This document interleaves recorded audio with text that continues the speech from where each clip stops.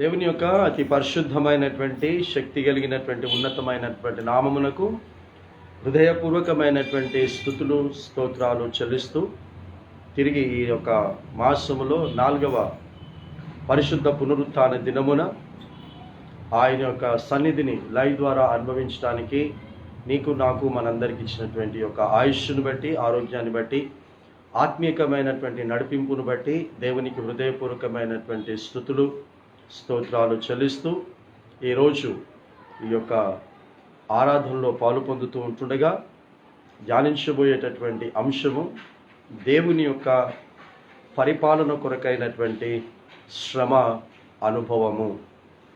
కాబట్టి ప్రతిదానికి అనుభవం ఉండాలి, శ్రమకు కూడా ఒక అనుభవం ఉండాలి. ఆ శ్రమ ఒక పరిపాలన ఉంది, అది దేవునికి సంబంధించినటువంటి పరిపాలన.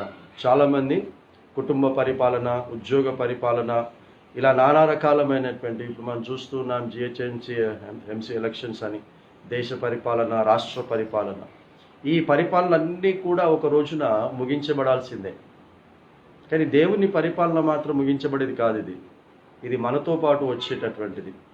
సో అలాంటి దేవుని పరిపాలన అనేటటువంటి దాని గురించి మనము శ్రమ అనుభవము కలిగి ఉండాలనేటటువంటి అంశమును మనము ధ్యానిస్తూ దానికి అనుగుణంగా మనం ఈ యొక్క ఆరాధనను మనం ప్రారంభిస్తాం. ప్రార్థించుదాము. పరిశుద్ధమైన దేవా మా తండ్రి, ఈ సమయంలో నీ ప్రియబిడ్డలుగా నన్ను మమ్మల్ని అందరినీ కూడా ప్రేమించి సజీవమైనటువంటి పరిశుద్ధమైనటువంటి కుటుంబాలుగా ఏర్పాటు చేసుకొని నైనా ఈ లోకములో బ్రతుకుతూ ఉన్నటువంటి మాకు తండ్రి ప్రభా నీ యొక్క పరిపాలన అనేటటువంటి రక్షణను తండ్రి ప్రభా సంపాదించుకున్నటువంటి ఆ రక్షణను కాపాడుకున్నటకు, దానిలో ఎదుగుటకు తండ్రి ప్రభా శ్రమపడాలని, ఆ శ్రమ అనుభవం మాకు కావాలని తండ్రి ప్రభా మీరు మాకు జ్ఞాపకం చేస్తూ ఉన్నందుకు హృదయపూర్వకమైన స్తుతులు స్తోత్రాలు చెల్లిస్తున్నాం. ఈ లోకములో చిన్న బిడ్డలు మొదలుకొని ముసలి వారి వరకు తండ్రి ప్రభా శ్రమ పడకుండా ఏది కూడా జీవితంలో నేర్చుకోలేదు నాయన, నీకు స్తోత్రములు. కాబట్టి ప్రాముఖ్యమైనటువంటిది లోకం విడిచిపెట్టిన తర్వాత తండ్రి ప్రభువా నీ యొద్దకు చేర్చబడేటటువంటి దానిని మేము నేర్చుకోవటానికి నాయన శ్రమపడాలి అనేటటువంటి విషయాన్ని ఈ యొక్క పరిశుద్ధ పునరుత్థాన దినమున నాయన మరొకసారి మాకు జ్ఞాపకం చేయనై ఉన్నందుకు మీకు హృదయపూర్వకమైన స్తుతులు స్తోత్రాలు చెల్లిస్తున్నాం. ఆయన కీర్తనకారుడు 12వ కీర్తనలో సెలవిచ్చిన విధముగానే తండ్రి ప్రభువా ఈ లోకములో ప్రతి ఒక్కరూ ఏదో ఒక కోరిక కలిగి ఉంటారు. ఆ కోరికలు నీకు చెప్పుకొని నీ ద్వారా ఆ కోరికలు తీర్చుకోవాలనుకుంటారు. అలాగే తండ్రి ప్రభువా రక్షణ కూడా అందరికీ నీవు ఇవ్వను అంటున్నావు, కోరుకునేటటువంటి వారికి రక్షణ ఇస్తానంటున్నావు తండ్రి. కాబట్టి అన్నీ కోరుకుంటున్న వారలారా నేను ఇచ్చేటటువంటి శ్రేష్టమైన ప్రాముఖ్యమైనటువంటి రక్షణను కూడా మీరు కోరుకోండి అని సెలవిస్తూ ఉన్నావు.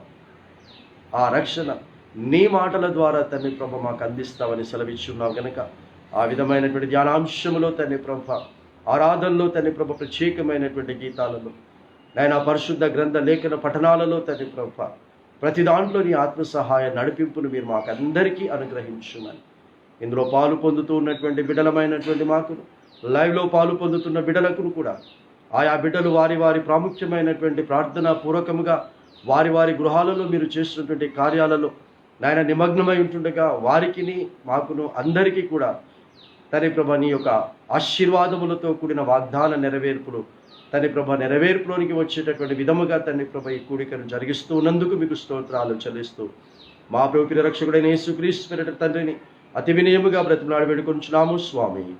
ఆమేన్. కూర్చుందామండి. ఈ సమయంలో 373వ పాట పాడుతూ ఈ యొక్క ఆరాధనను మనం ప్రారంభిస్తాం. మహోన్నతుని స్తుతి కీర్తనలో నుంచి 373. కాబట్టి ఎవరికైనా ఈ మహోన్నతుని స్తుతి కీర్తనలు అనేటటువంటి పాటల పుస్తకాలు కావాలి అని అనుకుంటే మీరు తెలియచేయవచ్చు. మరి మీకు ఏ విధంగా అందించవలసి ఉంటే ఆ విధంగా మరి అందించబడతాయి. ఇవి ఎప్పుడో లాస్ట్ టైం ప్రింట్ చేశాము కొన్ని పాటల పుస్తకాలు, మరి అది ప్రింటింగ్ ప్రెస్లోనే ఉండిపోయాయి. మరి అవి తీసుకురావడానికి కూడా మరి దేవుడు సహాయం చేస్తున్నాడు. అందుని బట్టి దేవునికి స్తోత్రాలు చెల్లిస్తూ 373వ పాట పాడుతూ ఈ యొక్క ఆరాధనను ప్రారంభిస్తాం. నన్ను దిద్దుము చిన్న ప్రాయము సన్నుతుండగు నాయన. నన్ను దిద్దుము చిన్న ప్రాయము సన్నుతుండగు నాయన. నీవు కన్న తండ్రి వనుచు నేను నిన్ను చేరితి నాయన, నిన్ను చేరితి నాయన. నన్ను దిద్దుము చిన్న ప్రాయము సన్నుతుండగు నాయన.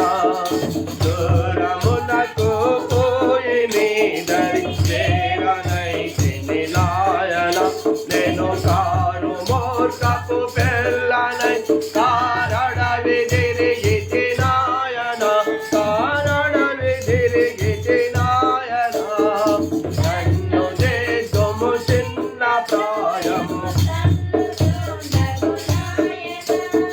మంచి మార్గము లేదు నాలో మరణ పాత్రుడ నాయన.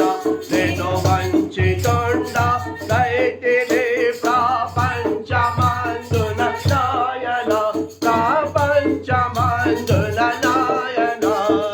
నన్ను దిద్దుము చిన్న ప్రాయము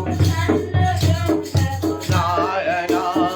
చాలా మారులు తప్పిపోతిని మేలుగానక నాయన. నా చాలా మొరల నాలకించుము జాలిగల నాయన, జాలిగల నాయన. నన్ను దిద్దుము చిన్న ప్రాయము నాయన. జ్ఞానమంతయు పాడు చేసి కాననైతిని నాయన. నీవు జ్ఞానము గల తండ్రి వంచు జ్ఞాప్తి వచ్చెను నాయన, జ్ఞాప్తి వచ్చెను నాయన. సన్నుతుండగు నాయన. కొద్ది నరుడను దిద్దినను నీ యొద్ద చేర్చుము నాయన. నీ యొద్ద చేర్చి బుద్ధి చెప్పుము బుద్ధులైతిని నాయన, బుద్ధులైతిని నాయన. నన్ను దిద్దుము చిన్న ప్రాయము ఎక్కడను నీ వంటి మార్గము గట్టిపడండి. చాటున నన్ను చేర్చి చక్కపరచుము నాయన, చక్కపరచుము నాయన. నన్ను దిద్దుము చిన్న ప్రాయము సన్నుతుండగు నాయన. శత్రువగు సాతాను నన్ను శత్రుజేయను నాయన. ఎన్నో సూత్రములు కల్పించను నా నేత్రములకు నాయన, నేత్రములకు నాయన.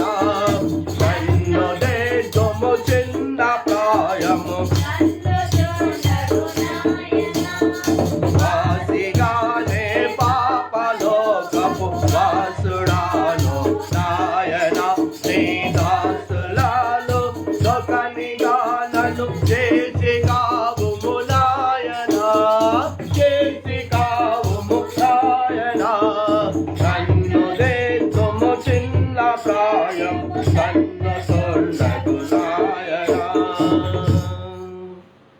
Praise the Lord. హల్లెలూయా.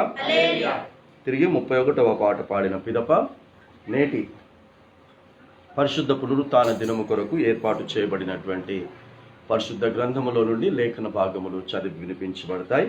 కాబట్టి ఏర్పాటు చేయబడిన వారు త్వరగా మరి సిద్ధపడవలసిందిగా మనవి చేస్తున్నారు. ఈ పాట పిదప మరి లేఖన భాగములు చదివి వినిపించబడుతుండగా అందరూ మనసు పెట్టి చదవాలి, మనసు పెట్టి వినాలి. ఇంత గొప్ప రక్షణను చేయకు నిర్లక్ష్యం. ఇంత గొప్ప రక్షణను చేయకు నిర్లక్ష్యం. ఇంత గొప్ప రక్షణను చేయకు నిర్లక్ష్యం. ఓ మనసా ఈనాడే రక్షణ ఈ దినము ప్రభు ఎక్కిన సుదినము. ఓ మనసా ప్రభు ఇచ్చిన సుదినము. హల్లెలూయా హల్లెలూయా హల్లెలూయా హల్లెలూయా ఆమేన్. హల్లెలూయా హల్లెలూయా హల్లెలూయా హల్లెలూయా. దేవుడు లేడని కొందరు, మరి ఉంటే ఏడని కొందరు. దేవుడు లేడని కొందరు, మరి ఉంటే ఏడని కొందరు. ఎవరేమన్నా నీవు మాత్రము యేసును నే నమ్ము, ప్రభు రక్షణనే కోరు. ఎవరేమన్నా నీవు మాత్రము యేసును నే నమ్ము, ప్రభు రక్షణనే కోరు. హల్లెలూయా హల్లెలూయా హల్లెలూయా హల్లెలూయా ఆమేన్. హల్లెలూయా హల్లెలూయా. వయస్సు పెరుగుతూ ఉండగా మరి ఆయువు తరుగును తెలుసా. వయస్సు పెరుగుతూ ఉండగా మరి ఆయువు తరుగును తెలుసా. కాలం వ్యర్థము చేయక నేనే విడువుము చెడునంతా, ఇక చేరుము యేసు చెంత. కాలం వ్యర్థము చేయక నేనే విడువుము చెడునంతా, ఇక చేరుము యేసు చెంత. హల్లెలూయా హల్లెలూయా హల్లెలూయా హల్లెలూయా హల్లెలూయా హల్లెలూయా హల్లెలూయా హల్లెలూయా. రెండవ రాకడ ఉందని మరి వచ్చుట మరలా నిజమని. రెండవ రాకడ ఉందని అది వచ్చుట మరలా నిజమని. నిత్యం మదిలో గుర్తించుకొని చాటుము ఎల్లరకు, జీవించుము యేసు కొరకు. నిత్యం మదిలో గుర్తించుకొని చాటుము ఎల్లరకు, జీవించుము యేసు కొరకు. హల్లెలూయా హల్లెలూయా హల్లెలూయా హల్లెలూయా ఆమేన్. హల్లెలూయా హల్లెలూయా హల్లెలూయా హల్లెలూయా. ఇంత గొప్ప రక్షణను చేయకు నిర్లక్ష్యం, ఇంత గొప్ప రక్షణను చేయకు నిర్లక్ష్యం. ఓ మనసా ఈనాడే రక్షణ ఈ దినము, ప్రభు ఇచ్చిన సుదినము. ఓ మనసా ఈనాడే రక్షణ ఈ దినము, ప్రభు ఇచ్చిన సుదినము. హల్లెలూయా హల్లెలూయా హల్లెలూయా హల్లెలూయా గ్లోరీ. హల్లెలూయా హల్లెలూయా హల్లెలూయా హల్లెలూయా హల్లెలూయా హల్లెలూయా హల్లెలూయా హల్లెలూయా హల్లెలూయా హల్లెలూయా హల్లెలూయా హల్లెలూయా హల్లెలూయా హల్లెలూయా. శ్రీ యేసు దేవనామ సంకీర్తనం. మన యేసు స్వామికి. మరి ఏర్పాటు చేయబడిన వారు ఒక్కొక్కరు ముందుకు వచ్చి పరిశుద్ధ లేఖన భాగములో ఉన్నటువంటి మాటలను చదివి వినిపించండి. ఆ తర్వాత మనము స్తుతి ఆరాధనలో ప్రవేశిస్తాం.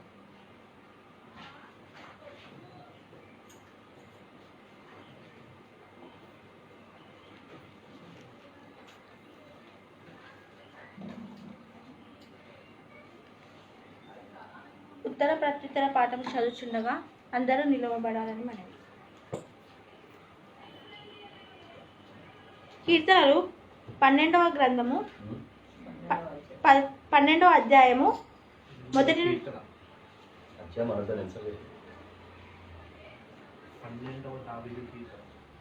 12వ దావీదు కీర్తన మొదటి నుంచి చివరి వరకు చదువుకున్నాము.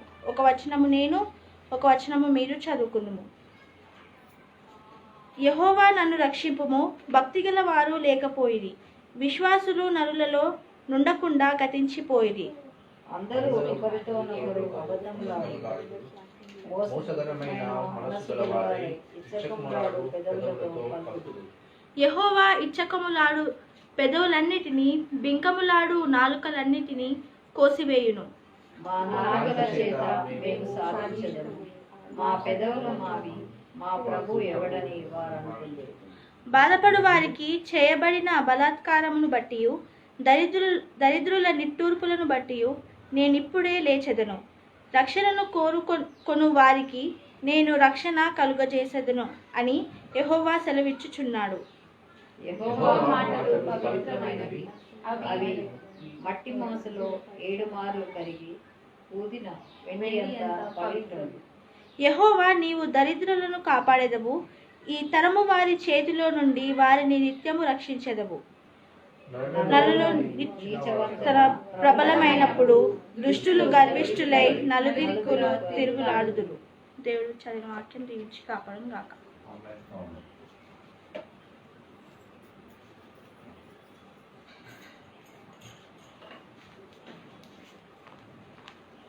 పాత నిబంధన పాఠముగా ఎస్తేరు గ్రంథము 8వ అధ్యాయము 1 నుండి 17 వచనం. ఎస్తేరు గ్రంథము 8వ అధ్యాయము. ఆ దినంన రాజైన అశ్వరోషు యూదులకు శత్రువుడైన హామాను ఇంటిని రాణి అయిన ఎస్తేరునకిచ్చెను.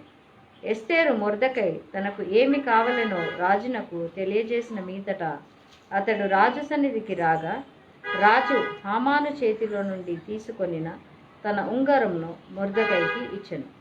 ఎస్తేరు మొర్దెకైని హామాను ఇంటి మీద అధికారిగా ఉంచెను.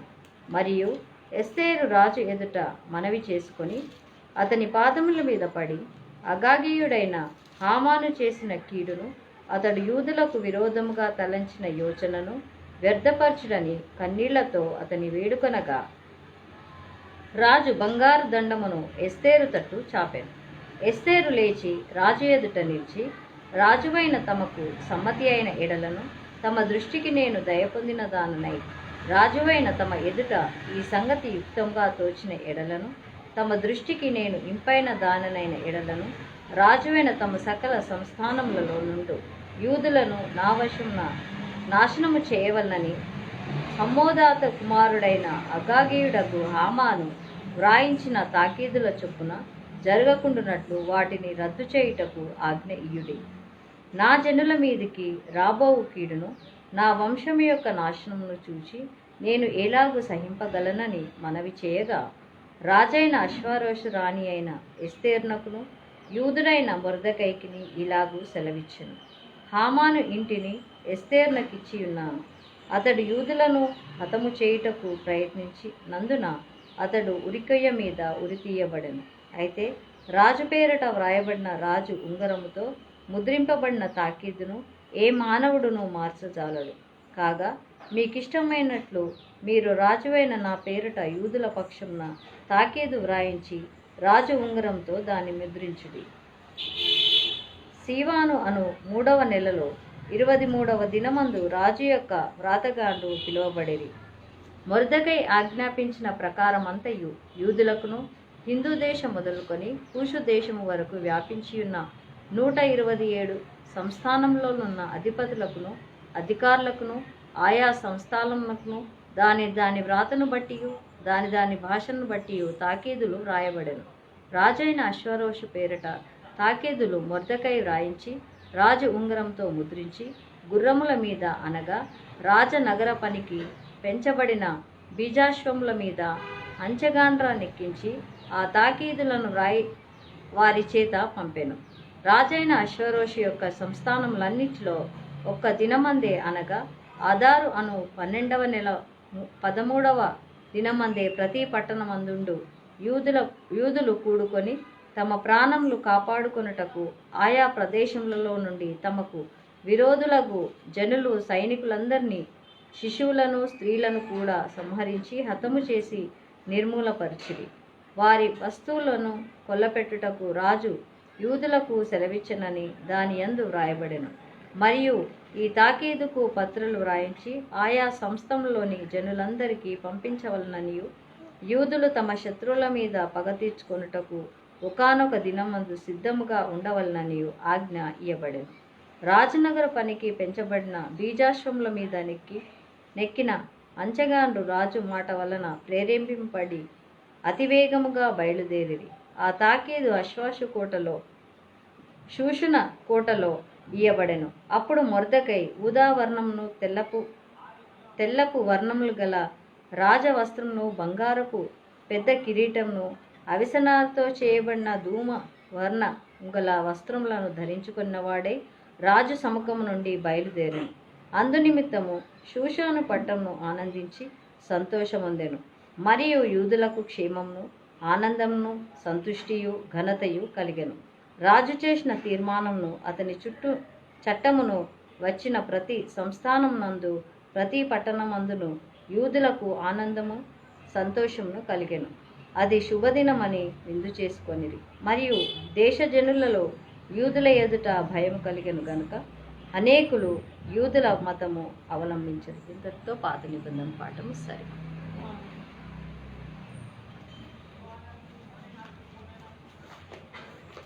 కొత్త నిబంధన గ్రంథం నుంచి ఫిలిపియులకు రాసిన పత్రిక 2వ అధ్యాయం 25 నుంచి 30 వరకు చదువుతున్నాం. ఫిలిపియులకు రాసిన పత్రిక 2వ అధ్యాయము 25 నుంచి చదువుతున్నాం.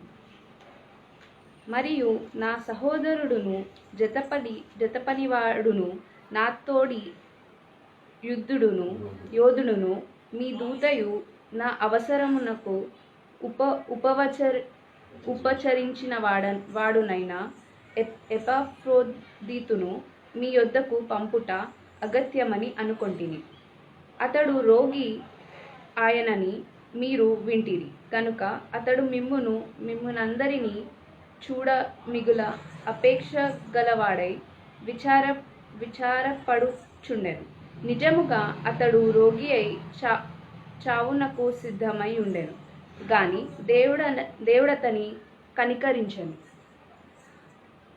అతని మాత్రమే గాక నాకు దుఃఖము మీద దుఃఖము కలుగకుండుటకై నన్నును కనికరించెను. కాబట్టి మీరు అతనిని చూచి మరలా సంతోషించు నిమిత్తమును నాకున్న దుఃఖము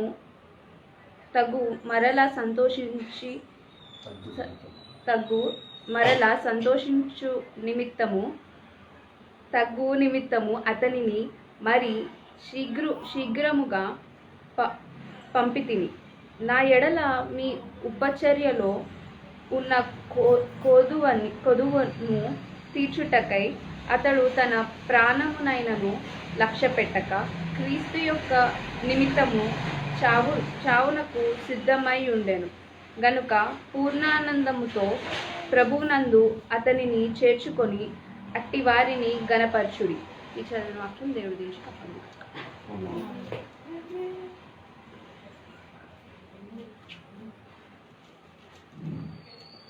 A reading from the Gospel.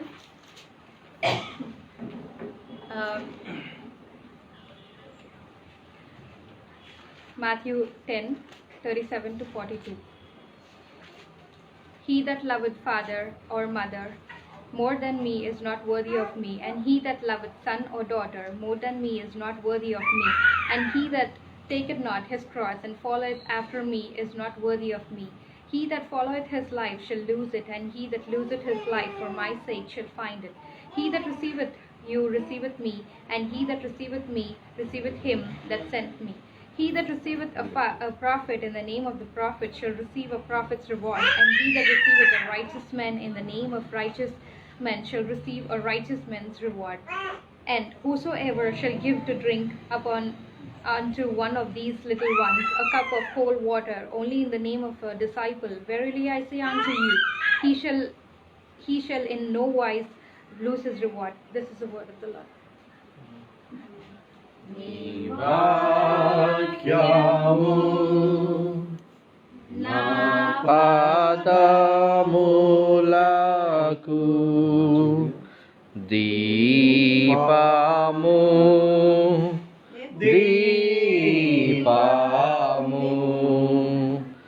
నా త్రోవకు వెలుగై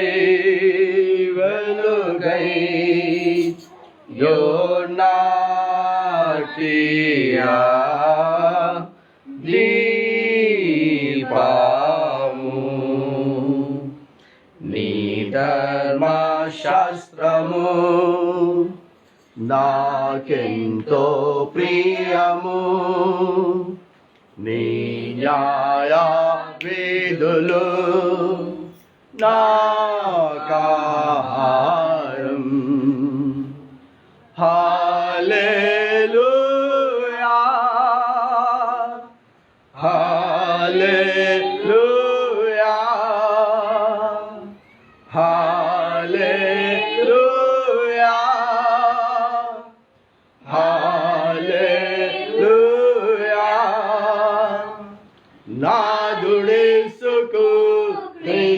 రాజుకు హల్లెలూయా. నాదుడేసుకు క్రీస్తు రాజుకు హల్లెలూయా.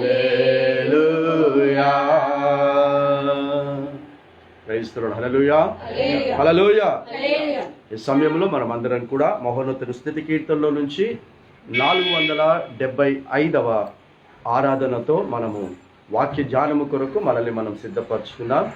ఈ యొక్క ఆరాధన పాట పిదప మరి ప్రత్యేకమైనటువంటి పాట పాడదలిచినటువంటి వారు ఎవరైనా ఉంటే మరి ప్రత్యేకమైన పాట పాడండి. ఆ తర్వాత మనము వాక్య ధ్యానాంశంలోనికి మనం ప్రవేశిద్దాం. మహోన్నతుని స్తుతి కీర్తనలో నుంచి 475 విడువని దేవుడ నీవే నా మంచి యేసయ్యా.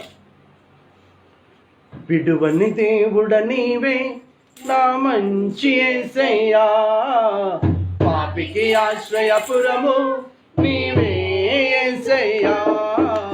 విడువని దేవుడ నీవే నా మంచి యేసయ్యా, పాపికి ఆశ్రయపురము నీవే యేసయ్యా. ప్రేమించుటకు క్షమించుటకు రక్షించుటకు అర్హుడా నీవే. ప్రేమించుటకు క్షమించుటకు రక్షించుటకు అర్హుడా నీవే. యేసయ్యా, యేసయ్యా, యేసయ్యా, యేసయ్యా, యేసయ్యా, యేసయ్యా, యేసయ్యా, యేసయ్యా.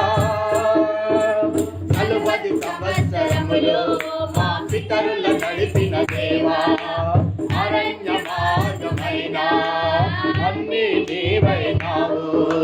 40 సంవత్సరములు మా పితరుల నడిపిన దేవా, అరణ్య మార్గమైన అన్ని నీవైనావు. జీవాహారమై ఆకలి తీర్చావు, జీవాహారమై ఆకలి తీర్చావు. కదలే బండవై దాహము తీర్చావు, కదలే బండవై దాహము తీర్చావు. యేసయ్యా, యేసయ్యా, యేసయ్యా, యేసయ్యా, యేసయ్యా, యేసయ్యా, యేసయ్యా, యేసయ్యా. ఇత్తడి కల్పము వాలే పైకెత్తబడినావు, నిన్ను చూసిన వారు ఆనాడు బ్రతికారు.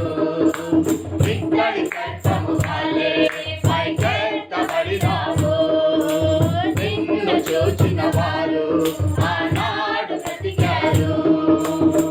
సిలువలో వేలాడి నీ దరి చేరిన, సిలువలో వేలాడి నీ దరి చేరిన జనులందరూ నేడు నిత్యము బ్రతికెదరు. జనులందరూ నేడు నిత్యము బ్రతికెదరు. యేసయ్యా, యేసయ్యా, యేసయ్యా, యేసయ్యా. హల్లెలూయా, హల్లెలూయా, హల్లెలూయా, హల్లెలూయా. ఆరాధన, ఆరాధన, ఆరాధన, ఆరాధన.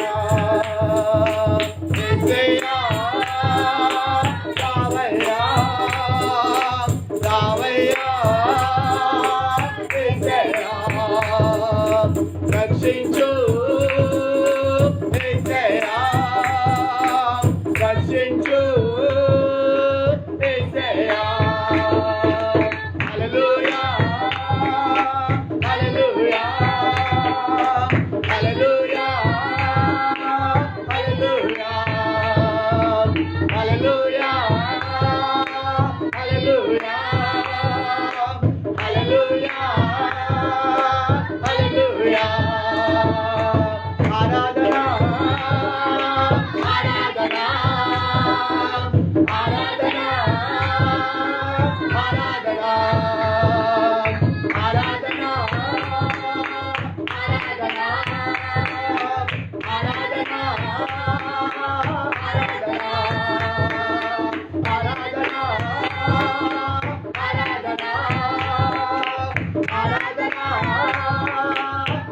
ఆరాధన. హల్లెలూయా హల్లెలూయా హల్లెలూయా హల్లెలూయా హల్లెలూయా హల్లెలూయా హల్లెలూయా హల్లెలూయా హల్లెలూయా హల్లెలూయా హల్లెలూయా హల్లెలూయా. శ్రీ యేసు దేవనామ సంకీర్తనం. మరి యేసు స్వామికి జై బోలో ఆనే వాలా యేసు మసీహ్కి. ప్రార్థించుదాము. మరి ఈ సమయంలో మరి వాక్య ధ్యానము కొరకు ఎవరైనా ఒకరు ముందుకు వచ్చి ప్రార్థించేయండి. త్వరగా వాక్య ధ్యానము కొరకు ప్రార్థించండి.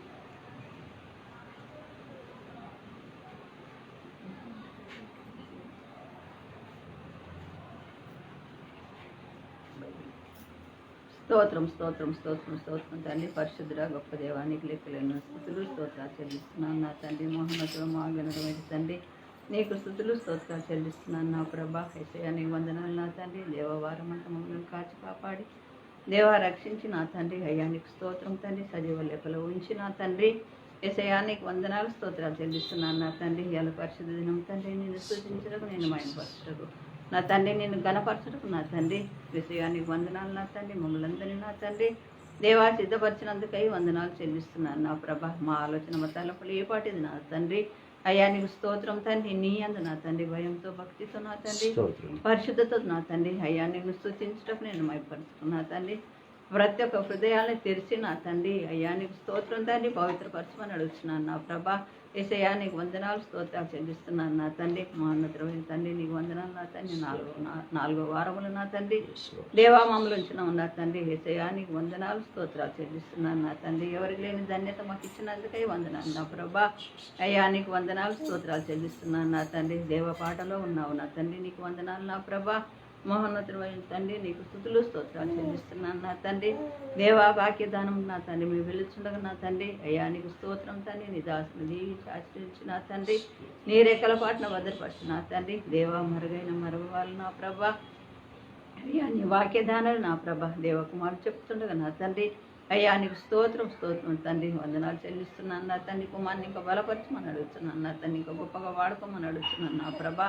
యేసయ్యా నీకు వందనాలు నా ప్రభా. ఎక్కడెక్కడో తిరుగుతాడు నా ప్రభా. నీ రెక్కల చాత్ర భద్రపరుస్తున్నందుకే నీకు వందనాలు చెల్లిస్తున్నాను నా తండ్రి. మహోన్నతుడు అనే తండ్రి నీకు వందనాలు స్తోత్రాలు చెల్లిస్తున్నాను నా తండ్రి. దేవా మీ కుటుంబ సహితంగా నీ సన్నిధానం నా తండ్రి. దేవా మా ప్రజల ఆలయాలను నా ప్రభా నేను స్తుతించడం నా తండ్రి. మమ్మల్ని సిద్ధపరిచినందుకే నీ వందనాలు నా తండ్రి. కుటుంబాన్ని దీవించి ఆశీర్వదించండి. దేవాకుమారు వాక్యం చెప్తుండగా నా తండ్రి. అయ్యా నీకు స్తోత్రం తండ్రి. దాన్ని విని నా తండ్రి గ్రహించుకునే భాగ్యం నా ఇచ్చేయండి తండ్రి.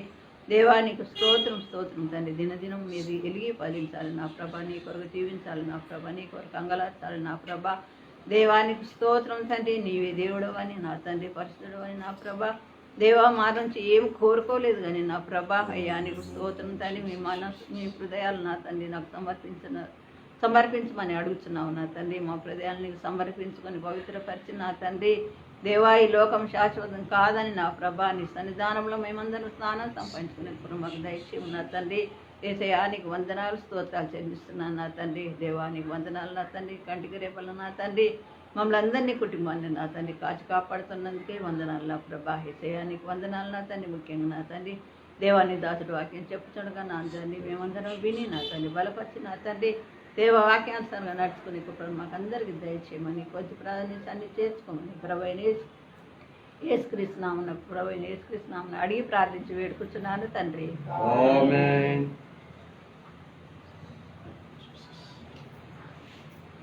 పాడుతున్నారు ఎవరైనా? సరే ఈ సమయంలో పరిశుద్ధమైనటువంటి వారము 4వ పరిశుద్ధ పునరుత్థాన దినమున ఆయన యొక్క సన్నిధిని నీవు నేను మనమందరం కూడా అనుభవించడానికి ఇచ్చిన మహాకృపను బట్టి దేవునికి హృదయపూర్వకమైన స్తుతులు స్తోత్రాలు చెల్లిస్తున్నా. కాబట్టి ఈ లోకములో మనము బ్రతుకుతూ ఉన్నప్పుడు మన కొరకు మాత్రమే కాదు బ్రతకటం, మన కొరకు మాత్రమే కాదు శ్రమపడటము, దేవుని కొరకే మనము శ్రమపడటానికి, దేవుని పనిని జరిగించడానికే మనల్ని పుట్టించాడు అనే విషయాన్ని ఎవరు కూడా మర్చిపోవద్దు. అందుకే ఈరోజు మనకి ఇచ్చినటువంటి అంశము మన క్యాలెండర్ ప్రకారంగా మనకి ఇవ్వబడినటువంటి అంశము ఏంటి అంటే, దేవుడు ఒక ప్రణాళిక కలిగి ఉన్నాడు. దేవుని పని నిమిత్తము దేవుడు అనుకున్నది జరిగించడానికి మనమందరము కూడా శ్రమ అనుభవము కలిగి ఉండాలి అనేటటువంటి అంశమును మనము ధ్యానిస్తున్నాం. కాబట్టి పుట్టినప్పటి నుంచి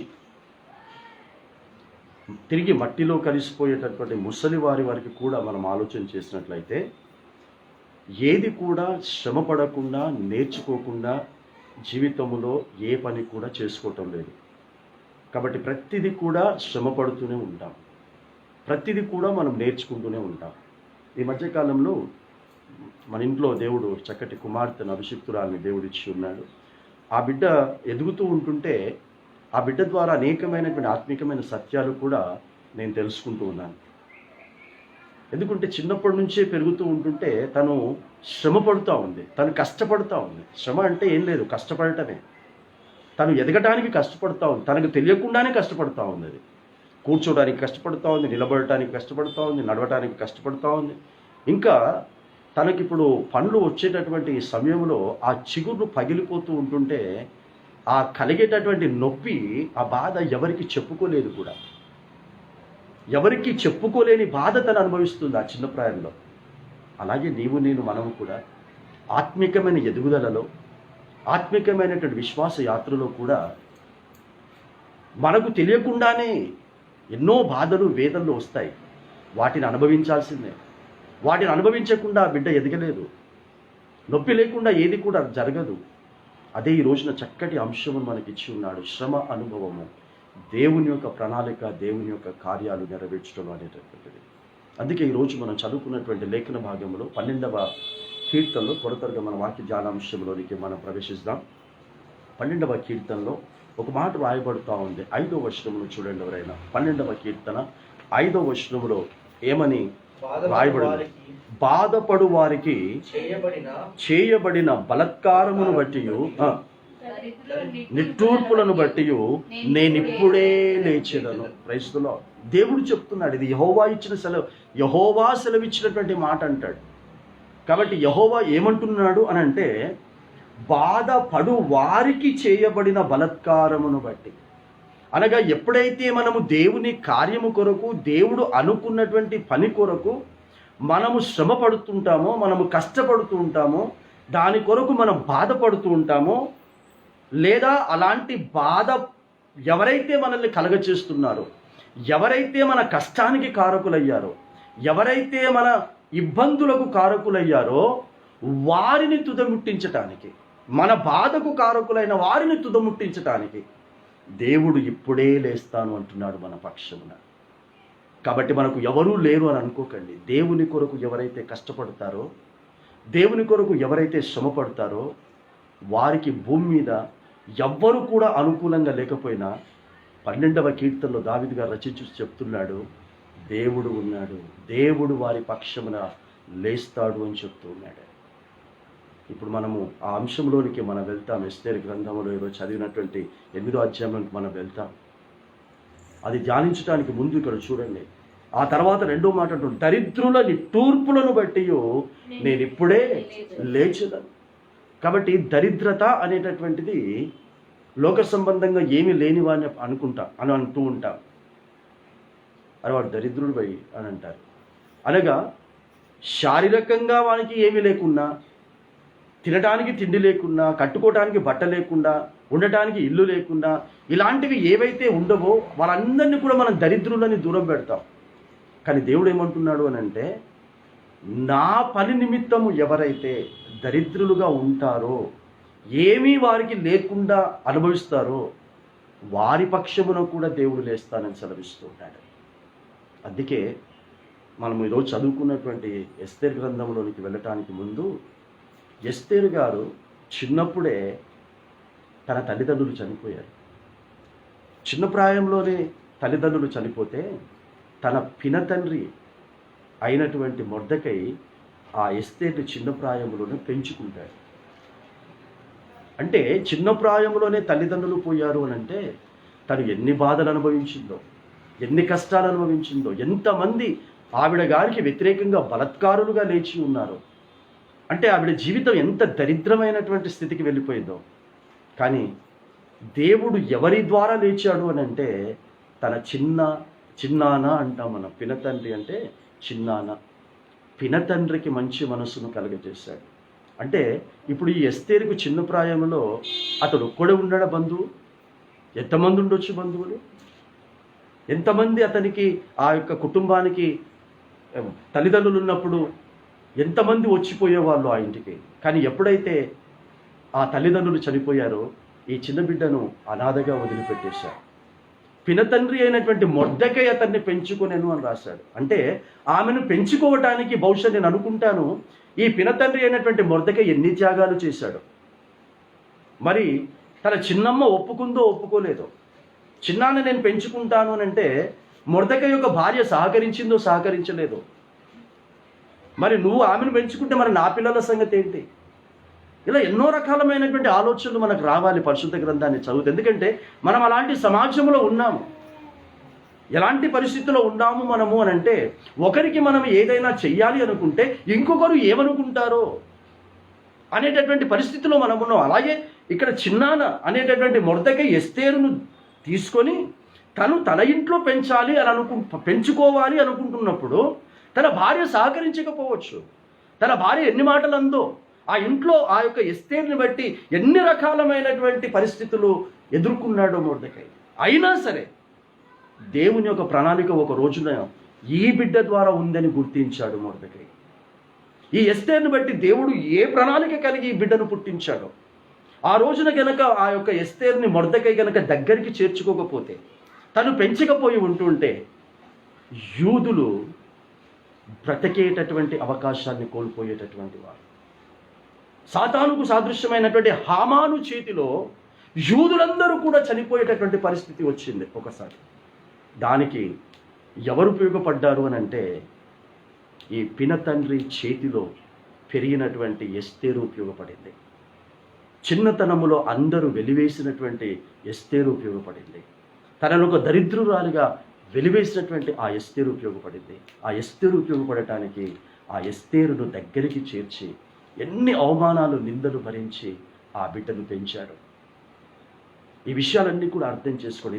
ఎందుకు ఆ ఇంట్రడక్షన్లోకి వెళ్ళాను అంటే ఇక్కడ రాయబడి ఉంది కనుక నేను లేచెదను అని దేవుడు చెప్తున్నాడు. కాబట్టి ఈ వర్తమానం వినడానికి సిద్ధపడుతున్నటువంటి నా ప్రియ బిడ్డలారా, నువ్వు ఒంటరిగా ఎక్కడ నువ్వు దేవుని బిడ్డగా నువ్వు పోరాడుతున్నట్లయితే, దేవుని బిడ్డగా జీవిస్తూ ఉద్యోగం చేస్తున్నట్లయితే, దేవుని బిడ్డగా జీవిస్తూ నువ్వు చదువుతూ ఉన్నట్లయితే, రహస్య రాకడ కొరకు సిద్ధపడటానికి నువ్వు ఉంటూ దాని కొరకు ప్రయాసపడుతూ నువ్వు ఏ పనిలో ఉండి నువ్వు అవమానాలు పడుతున్నా, నిందలు పడుతున్నా, నిన్ను వెలివేసి గంజిలో ఈగను తీసేసినట్టుగా నిన్ను నీ కుటుంబాన్ని తీసేస్తున్నా, ఈరోజు ఈ వర్తమానము ద్వారా నువ్వు ఆదరించబడాలి, నువ్వు ధైర్యపరచబడాలి, ఓదార్చబడాలి. ఎందుకంటే నిన్ను తీసి పక్కన పెడితే ఆ పక్కన పెట్టిన నిన్ను దేవుడు తీసుకొని లేవనెత్తుతాడు. క్రైస్తవులారా, ఆ దేవుడు ఎలా తీసుకుంటాడో నాకు తెలియదు, కానీ ఎవరికైనా ఒకరికి మంచి మనస్సును కలగచేస్తాడు. ఎవరినో ఒకరిని నీ కొరకు దేవుడు ఏర్పాటు చేస్తాడు. కాబట్టి ఎప్పుడు కూడా నేను ఒంటరి దాన్ని, నేను పనికి మాలిన దాన్ని, అందరూ నన్ను అసహించుకుంటున్నారు, నా కుటుంబాన్ని అసహించుకుంటున్నారని ఎప్పుడూ మీరు అనుకోకండి. ఎందుకంటే 12వ కీర్తన 5వ వచనంలో అంటున్నాడు, నేను మీ పక్షమున లేస్తాను, నేను మీ పక్షమున ఉంటాను అని చెప్తున్నాడు. అయితే ఆయన లేచి ఆయన మన పక్షమున ఉండి ఒక కోరిక కోరుకోమంటున్నాడు. ఏం కోరిక కోరుకోమంటున్నాడంటే ఈ లోకములో లేనిది కోరుకోమని చెప్పట్లేదు. ఇప్పుడు ఎస్తేరు తల్లిదండ్రులు లేరు, ఎస్తేరు పరిస్థితులు సరిగా లేవు. సో ఆవిడ ఈ లోక సంబంధమే ఏమైనా కోరుకోవచ్చు. ప్రభువా, వాళ్ళు చక్కటి స్కూల్కి వెళ్ళిపోతున్నారు, నేను వెళ్ళలేకపోతున్నారు, వారు కారులో దింపుతున్నారు, నేను నడుచుకుంటూ వెళుతున్నాను, మరి నా సంగతి, ఇలా ఎన్ని కోరికలు కోరుకుంటారు జనాలు. కానీ ఆ కోరిక కాదు ఇక్కడ కోరుకోమంటుంది. రక్షణ అనేది కోరుకుంటేనే వచ్చేది. నేను చెప్తూ ఉన్నాను, మారు మనసు జీవితం కోరుకుంటేనే వచ్చేది. ఎందుకంటే చిన్నప్పటి నుంచి ముసలి వాళ్ళ దాకా మట్టిలో కలిసిపోయేంత వరకు ప్రతి ఒక్కరికి ఏదో ఒక కోరిక ఉంటుంది. కోరిక లేని వాళ్ళు ఈ భూప్రపంచంలోనే ఉంది. అంటే ప్రతిదీ నా జీవితంలో నాకు ఎదురైతున్న ప్రతి సంఘటనలో నుంచి వాక్యానికి అనుగుణంగా తీసుకుంటాను కనుక ఇక్కడే మన ఒక సంఘటన జరుగుతూ ఉంది మన ఇంట్లోనే. ఏంటి అని అంటే ఒకడు వైట్ వాష్ చేయాలని అనుకుంటున్నాం మేము. ఆ వైట్ వాష్ వేయాలనుకునే దగ్గర కూడా ఒక కోరిక మాకు వస్తుంది. ఏంటి ఆ కోరికనంటే, ఇల్లు వదిలిపెట్టి వెళ్ళిపోయినటువంటి, ఈ లోకాన్నే వదిలిపెట్టి వెళ్ళిపోయినటువంటి ఒకరికి ఒక రంగంటే చాలా ఇష్టం. అదే వెయ్యాలి అనేటటువంటి ఒక కోరిక. చాలా మంచి ఆలోచన అది. కానీ ఎందుకు ఈ మాట చెప్తున్నానంటే, మనకు ప్రతిదానిలో కోరికలు ఉంటున్నాయి. చాలా మంచిది అంటున్నాడు, ఎందుకంటే ఆ కోరికలన్నిటిని మనం తీర్చుకుంటున్నాం. కానీ దేవుడు ఇక్కడ ఏమంటున్నాడంటే, రక్షణను కోరుకుని వారికి నేను రక్షణను కలగచేస్తాను అంటున్నాడు. తిండి కావాలి అని కోరుకునే వారికి తిండిస్తాడు, బట్టలు కావాలి అని కోరుకునే వారికి బట్టలు ఇస్తాడు, ఉద్యోగం కావాలనుకునే వారికి ఉద్యోగం ఇస్తాడు. ఏది కావాలనుకున్న వారికి ఆ కోరికలను తీరుస్తాడని నమ్మిన వారలారా, రక్షణను ఎంతమంది కోరుకుంటున్నారు అదే దేవుని దగ్గర నుంచి? మారు మనసును ఎంతమంది కోరుకుంటున్నారు? ఈ యొక్క పరిశుద్ధ పునరుత్థాన దినమున మనల్ని మనం ప్రశ్న వేసుకున్నాం. ఎప్పటికీ నా బ్రతికి ఇంతేనా, నాది ఇంతేనా ఇంతేనా ఇంతేనా అనుకునే బదులు అందులో నుండి ఒకటి కోరుకోమంటున్నాడు. మారు మనసుకు తగినటువంటి రక్షణ సువార్తను కోరుకోమని చెప్తున్నాడు. చూడండి, దాని కింద ఏమని రాయబడిందో, రక్షణను కోరుకుని వారికి నేను రక్షణ కలగ చేసేదను అని యెహోవా సెలవిచ్చుచూ ఉన్నాడు. నీ సృష్టికర్త యెహోవాని నువ్వు నమ్ముతున్నట్లయితే, నీ రక్షకుడు యేసుక్రీస్తుని నువ్వు నమ్ముతున్నట్లయితే, నీ ఆదరణకర్త పరిశుద్ధాత్ములని నువ్వు నమ్ముతూ ఉన్నట్లయితే, అదే యెహోవా ఏమని సెలవిస్తున్నాడు, అదే యెహోవా ఏమని నీకు చెప్తున్నాడంటే, కోరుకొనండి, ఆశించండి. అది the salvation which will be given only by the God. ప్రైస్తున్నావు. మిగతాయి నువ్వు ఎవ్వరి ద్వారానే నువ్వు సంపాదించుకోవచ్చామని నేను చెప్తున్నాను. కానీ రక్షణను మాత్రం నీకు ఎవ్వడు ఇవ్వలేడు. మారు మనసు జీవితాన్ని మాత్రం నీకు ఎవ్వడు ఇవ్వలేడు. మారు మనసు కలిగినటువంటి జీవితములు, రక్షణ జీవితములు నీకు కలగచేసి నరకములో కాల్చిపడకుండా పరలోక రాజ్యములోనికి వెళ్ళటానికి చేసేటటువంటి ఆ మహత్కార్యం ఉంది చూడు, అది తల్లి గర్భములో పిండముగా నిన్ను వేసినప్పుడు చూస్తున్నటువంటి ఆ దేవుడు మాత్రమే చెయ్యగలడు. నీ కన్న తల్లి చెయ్యలేదు, నిన్ను పెంచిన తండ్రి చెయ్యలేడు, ఎవ్వడూ చేయలేడు ఈ సమాజంలో. ఏ కోరికైనా తీరుస్తారు. మళ్ళీ చెప్తున్నారు, తిండి పెట్టంటే తిండి కోరిక తీరుస్తారు, బట్ట అంటే బట్ట కోరిక తీరుస్తారు, ఏదైనా కోరిక తీర్చొచ్చు. కానీ ఈ కోరిక మాత్రం తీర్చలేరని చెప్పకనే దేవుడు చెప్తున్నాడు, రక్షణ నా దగ్గరనే దొరుకుతుంది, నా దగ్గరనే కోరుకోండి, అది నేను మీకు ఇచ్చి తీరుతాను అని చెప్తున్నాడు. ఈరోజు చదవనటువంటి లేఖన భాగంలో ఈ రక్షణ అనేటటువంటి ప్రసక్తి వచ్చింది కనుక, లూకాసు సువార్త 19 అధ్యాయంలో ఒక జరిగినటువంటి సంఘటన ఉంది. తీయకండి, జరిగినటువంటి ఒక సంఘటన ఉంది. చిన్నప్పటి నుంచి చదువుకుంటాం. పొట్టి జక్కయ్య, ధనవంతుడు, ది ట్యాక్స్ కలెక్టర్, ఎంతో మందిని మోసం చేసి ఎంతో మంది దగ్గర నుంచి ఆస్తిపాస్తులు సంపాదించుకుని ఆ యొక్క ప్రాంతంలోనే గొప్ప పేరును సంపాదించుకున్నవాడు, అన్ని కోరికలను తీర్చుకున్నవాడు. చివరికి ఒక కోరిక కోరుకుంటున్నాడు. ఏం కోరిక కోరుకుంటున్నాడు? యేసు ఎవరో చూడకోరెను అని రాశాడు. యేసు ఎవరో చూడాలని కోరిక పుట్టిందంట అతనికి. అలా వెళ్తూ ఉంటుంటే అందరు గుంపులు గుంపులుగా పోతున్నారు. యేసు ముందు పోతున్నాడు, శిష్యులు పోతున్నారు, అందరూ వెంబడిస్తున్నారు. ఆ గేట్లో నుంచి బయటకు వచ్చి ఆ పోతున్నటువంటి వారిని ఎవరినో ఒకరిని పిలిచి, అరే అట్లా పోతున్నటువంటి వాళ్ళలో యేసు ఎవరు అని చెప్పరా? చెప్తారు. ఇప్పుడు ఎలక్షన్స్ క్యాంపెయిన్ జరుగుతూ ఉంది. అక్కడ మనకి ఎవరోడు ఇట్ల నుంచి పోతాడో మనకు తెలియదు. అప్పుడు పక్కన అడుగుతాం, ఆ పోయిటోళ్ళు ఎవరండి అని అడిగితే, ఆ పలానోడు పలానోడు అండి, పలానోడు అంటాడు. అంతే అని మనం చెట్టెక్తామా? ఇంకేదైనా ఎక్కి చూస్తామా? లేదా? అలా అక్కడ అవకాశం ఉంది, అతను అడిగి తెలుసుకునే అవకాశం ఉంది చెక్కేకి. కానీ లేదు. ఎందుకు ఈ మాట చెప్తున్నానండి? ఈరోజు అంశము శ్రమానుభవము. క్రైస్తవ దేవుని ప్రణాళిక నీ జీవితంలో నెరవేర్చుకోవాలంటే కష్టపడాల్సిందే. రక్షణ కావాలంటే కష్టపడాల్సిందే. పాపమును విడిచిపెట్టాలంటే కష్టపడాల్సింది, అంత సులువైంది కాదు. పాపమునకు అలవాటు అయిపోయినటువంటి ఈ శరీరము పాపమును మానాలంటే అంత సులువైంది కాదు. కష్టపడాలి. కష్టపడితే తప్ప ఈ శరీరమునకు అలవాటైనటువంటి పాపము మానేయలేము. కాబట్టి ఆయన కష్టపడ్డాడు, శ్రమపడ్డాడు. అది కూడా మామూలు చెట్టు ఎక్కలేదంట. ఏం చెట్టు ఎక్కాడు? గండు చీమలు ఎక్కువగా ప్రాకేటటువంటి చెట్టు ఎక్కాడు. ఆ చెట్టు ఎక్కడమే కాదు, అక్కడ ఎక్కేటప్పుడు ఆలోచన వచ్చింది ఆయనకి, నేను ఎక్కుతున్నాను కానీ యేసు ఎవరో చూద్దామని ఎక్కిండు. కానీ అసలు యేసు ఎట్లుంటాడని తెలియదు. చెట్టు ఎక్కితే చెట్టు మీద ఎవడు చెప్తాడు? ఒంటరిగా చెట్టు ఎక్కిండు. ఆడ ఎవరిని అడుగుతాడు, ఎవరు చెప్తాడు? అదే చెప్తున్నాను, దేవుని కొరకు దేవుని యొక్క ఇష్టాన్ని నెరవేర్చడానికి నువ్వు కష్టపడితే దేవుడే వస్తాడు నీ దగ్గరికి. క్రైస్తవం నేను లేచదను అని అన్నాడు. కాబట్టి యేసు ఎవరో చూడగోరి ఆయన చెట్టెక్కితే ఆ దారిన పోతున్న యేసయ్యే ఆ చెట్టు కిందికి వచ్చి తల ఎత్తి, జకయా దిగయా, నన్ను చూడటానికి నువ్వు కష్టపడ్డావయ్యా, నన్ను చూడటానికి ప్రయాసపడ్డావు, నన్ను చూడటానికి నీ హోదాను నీ గౌరవం అన్ని పక్కన పెట్టావు, దా దిగు, ఈరోజు నేను నీ ఇంటికి వస్తాను అని అన్నాడు. ఎంతోమంది వస్తున్నారు ఆయన వెంట, ఎంతోమంది వెళ్తున్నారు, కానీ ఎవ్వరింటికి వస్తానని లేదు యేసు. ఈ రోజున దేవుని కొరకు నువ్వు కష్టపడితే, ప్రయాసపడితే నీ ఇంటికి ఎంతమంది వచ్చిపోతున్నారో నాకు తెలియదు, కానీ యేసయ్య వచ్చాడా నీ ఇంట్లోకి, నీ ఒంట్లోకి యేసయ్య వచ్చాడా, నీ జీవితంలోనికి యేసయ్య వచ్చాడా? ఒక్కసారి ఒంట్లోకి, జీవితంలోనికి ఆ యేసయ్యను ఆహ్వానించుకొని చూసుకో. ఆ ఆనందమే వేరుంటుంది, ఆ సంతోషమే వేరుంటుంది. ఎక్కడా దొరకని ఆనందం యేసు లోపలికి వస్తుంది. లోపలికి రాగానే యేసు పోతూ పోతూ ఏం చెప్పబోతున్నాడు? నేడు ఈ ఇంటికి రక్షణ వచ్చి ఉన్నది అని చెప్పబోతున్నాడు. That is what the Christians required. క్రైస్తవులం అని చెప్పుకునే మనకు కావాల్సింది అది.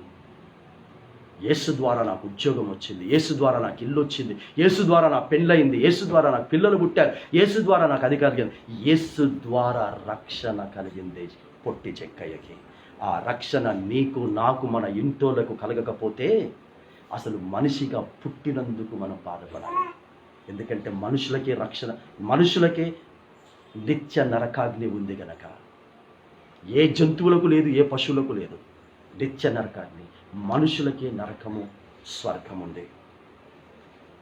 కాబట్టి ఇంటికి మనకు రక్షణ రాకపోతే మనిషిగా పుట్టినందుకు బాధపడాలి, మనిషిగా మనము కన్నందుకు మనం బాధపడాలి.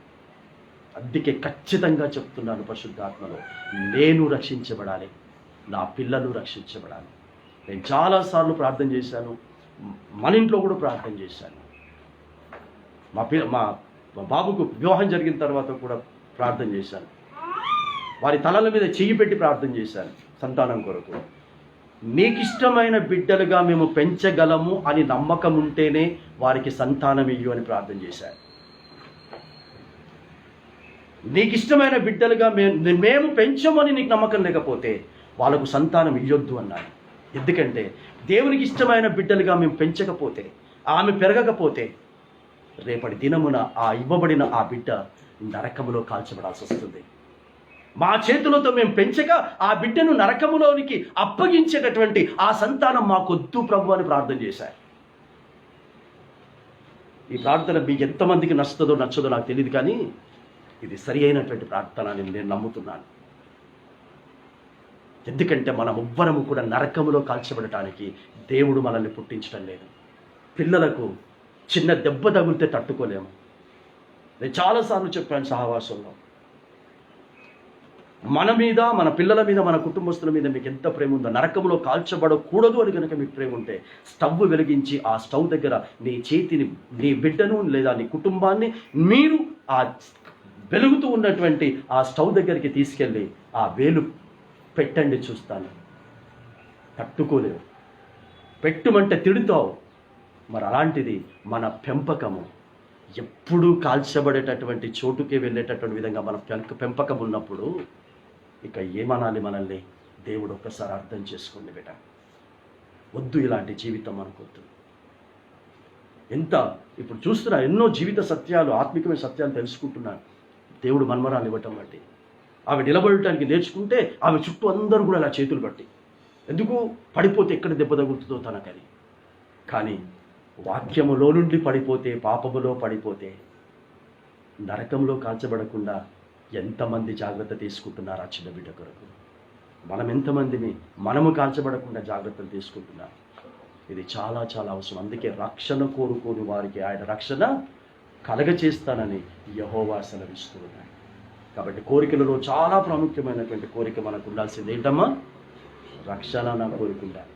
ఈరోజు చదివినటువంటి లేఖన భాగంలో మనం చూసినట్లయితే 4 ప్రాముఖ్యమైన వ్యక్తులు మనకు కనబడతారు. ఎస్తేరు గ్రంథం 8వ అధ్యాయంలో మనం చదువుకున్నప్పుడు, ఎందుకంటే 8వ అధ్యాయంలో చదువుతున్నప్పుడు ఒక ఇన్సిడెంట్ చూపించాడంతే. కానీ ఆ ఇన్సిడెంట్ జరగడానికి గల కారణం ఏంటి అని అంటే, మొట్టమొదటిది అక్కడ ఎస్తేరు గారు మనకు కనబడుతుంది, అంటే ఒక స్త్రీ కనబడుతుంది. ఆ స్త్రీ సార్వత్రిక సంఘమైనటువంటి మనకు సాదృశ్యము. ఆ స్త్రీ ఎస్తేరు. ఆవిడ గారిని పెంచినటువంటి పినతండ్రి అయినటువంటి మొర్దెకై పరిశుద్ధాత్మకు సాదృశ్యము. మూడవది, ఆ యొక్క పట్టణాన్ని పరిపాలిస్తున్నటువంటి ఆ రాజు అహష్వరోషు యేసుక్రీస్తు ప్రభుల వారికి సాదృశ్యమై ఉన్నాడు. ఇక నాలుగవ వాడు చాలా ప్రాముఖ్యమైనటువంటి వ్యక్తి అని ఉచ్చరిస్తున్నాను, చాలా ప్రాముఖ్యమైనటువంటి వ్యక్తి, ఎందుకంటే సాతానుకు సాదృశ్యమైన వాడు హామాను. సాతానుకు సాదృశ్యమైన నలుగురు ప్రాముఖ్యమైన వ్యక్తులు కనబడుతున్నారు. అక్కడ మనం పెళ్లి చేసుకోబోయేటటువంటి రాజు అయినటువంటి అహష్వరోషు స్థానములో యేసు కనబడుతున్నాడు. సార్వత్రిక సంఘముగా మనము యేసును పెళ్లి చేసుకోబోతున్నటువంటి ఎస్తేరు స్థానములో మనం కనబడుతున్నాము.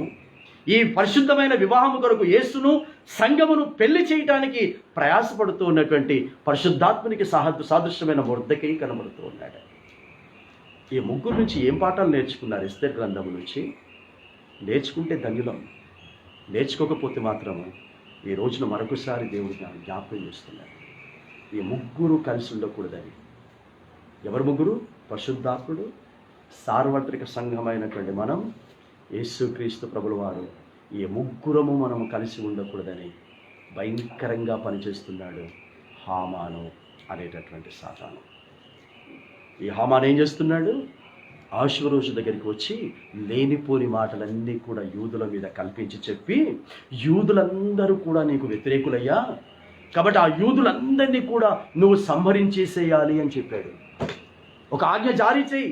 అసలు యూదురాలు అనేటటువంటి వారు ఒక్కరూ కూడా ఉండటానికి వీల్లేదు.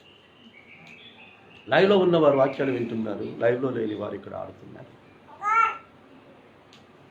ఒక్కరు కూడా యూదురాలు ఉండటానికి వీల్లేదు. వారందరినీ కూడా చంపేయటానికి ఒక ఆజ్ఞ జారీ చెయ్యు, దాని మీద నువ్వు సంతకం చేయి, నీ ముద్ర వేయు, దానికి కావలసిన డబ్బును కూడా రిలీజ్ చేయి అంటాడు. అదే విధంగా చేసేస్తాడు అహష్వరోషు. ఇప్పుడు జరుగుతుంది ఏంటి? ఈరోజు జరుగుతుంది అదే. ఆనాడు యూదులు, ఈనాడు క్రైస్తవులు ఉండకూడదు, క్రైస్తవ సంఘాలు ఉండకూడదు, ఆ క్రైస్తవత్వం అనేటటువంటి దాన్ని ప్రకటిస్తున్నటువంటి సేవకులు ఉండకూడదు, కాపర్లు ఉండకూడదు, చర్చ్లను తగలబెట్టేయాలి, సేవకులను చంపేయాలి. ఎవ్వనికేం బాధ ఉందండి? ఎవ్వనికేం ఆలోచన ఉందండి? నేను, నా ఇల్లు, నా కుటుంబం. ఇంతే. క్రైస్తవులు హింసించబడుతున్నారు, సేవకులు చంపబడుతున్నారు, కాల్చబడుతున్నారు. పాస్టర్ అమ్మని ఇద్దరిని కూడా నగ్నంగా ఊరేగిస్తున్నారండి. గాడిదల మీద కూర్చోబెట్టి నామాలు పెట్టి. అయినా యేసుకు వ్యతిరేకంగా ఒక్క మాట కూడా మాట్లాడటం లేదు పాస్టర్ అమ్మలు. చచ్చిపోవడానికి కూడా సిద్ధపడ్డారు. వారి గురించి ప్రార్థనలు చేస్తూ ఊరుకోకండి. ప్రభా అక్కడ చర్చలు కాల్చేస్తున్నారట, అక్కడ సంఘస్థులను కాల్చేస్తున్నారట, ప్రార్థన చేస్తూ ఊరుకోకండి అమ్మా. మొర్దెకైలాగా బయటికి రండి, యోధుల్లాగా బయటికి రండి, ఎస్తేరమ్మలాగా తయారు కండి. మాటలు అందరూ చెప్తారు, ప్రార్థనలు అందరూ చేస్తారు. అక్కడ యూదులకు హామాను ద్వారా ఆపద కలగబోతుంది, చావబోతూ ఉన్నారు. దేవుని యొక్క నామం అవమానపరచబడబోతుంది, దేవుని యొక్క ప్రణాళిక నెరవేర్పులోనికి రాలేకపోతుంది అన్న విషయాన్ని మొర్దెకై తెలుసుకొని రాజనగరు దగ్గరికి వచ్చి బట్టలు లేకుండా గోనె పట్ట కట్టుకొని ఉపవాసమును ప్రకటించుకున్నాడు. నా ప్రియ బిడ్డలారా, ఎప్పుడైతే ఉపవాసమును మొర్దెకై ప్రకటించుకున్నాడో యూదులందరూ కూడా అతనితో పాటు ఏకీభవించి ఉపవాసమును ప్రకటించుకోవడానికి ఆయనతో పాటు కూర్చున్నారు. మేము ప్రార్థన చేస్తున్నామండి చనిపోతున్నటువంటి పాస్టర్ల కొరకు, సంఘాల కొరకు. అది కాదు, దేవుని ప్రణాళికల కొరకు శ్రమానుభవము, కష్ట అనుభవము మొర్దెకై నుంచి నేర్చుకోండి. మొర్దెకై జీవితంలో నుంచి నేర్చుకుందాం మనం అందరం కూడా. ఎందుకంటే అదే స్థితిలో ఇప్పుడు ఉన్నాం మనము. ఆ హామాను స్థానం ఎవరు తీసుకున్నాడో నాకు తెలియదు, ఆ పేరు ఉందో నాకు తెలియదు. ప్రస్తుతానికి భారతదేశంలో జరుగుతున్న విషయాలన్నీ మీకు తెలుసు. అలా గ్రౌండ్ కూడా ప్రిపేర్ అవుతున్న విషయం కూడా మీకు అందరికీ తెలుసు. సెకండ్ వేవ్, ఏ సెకండ్ వేవ్ లేదు, ఏ ఫస్ట్ వేవ్ లేవు, ఏ థర్డ్ వేవ్ లేవు. This is all pre planned for the Christmas celebrations. Christians should not be celebrate the Christians must not be celebrate the Christmas. That is the only plan behind this second wave. ఈ ఆలోచనలు కలిగి ఉన్నారు. అసలు అది నామరూపాలు లేకుండా చేయాలి, క్రైస్తవత్వం అనేది లేకుండా. ఆనాడు యూదులనే నామరూపాలు లేకుండా చేయాలి. అహష్వేరోషు చేతిలో నుండి బయటకు వచ్చారండి.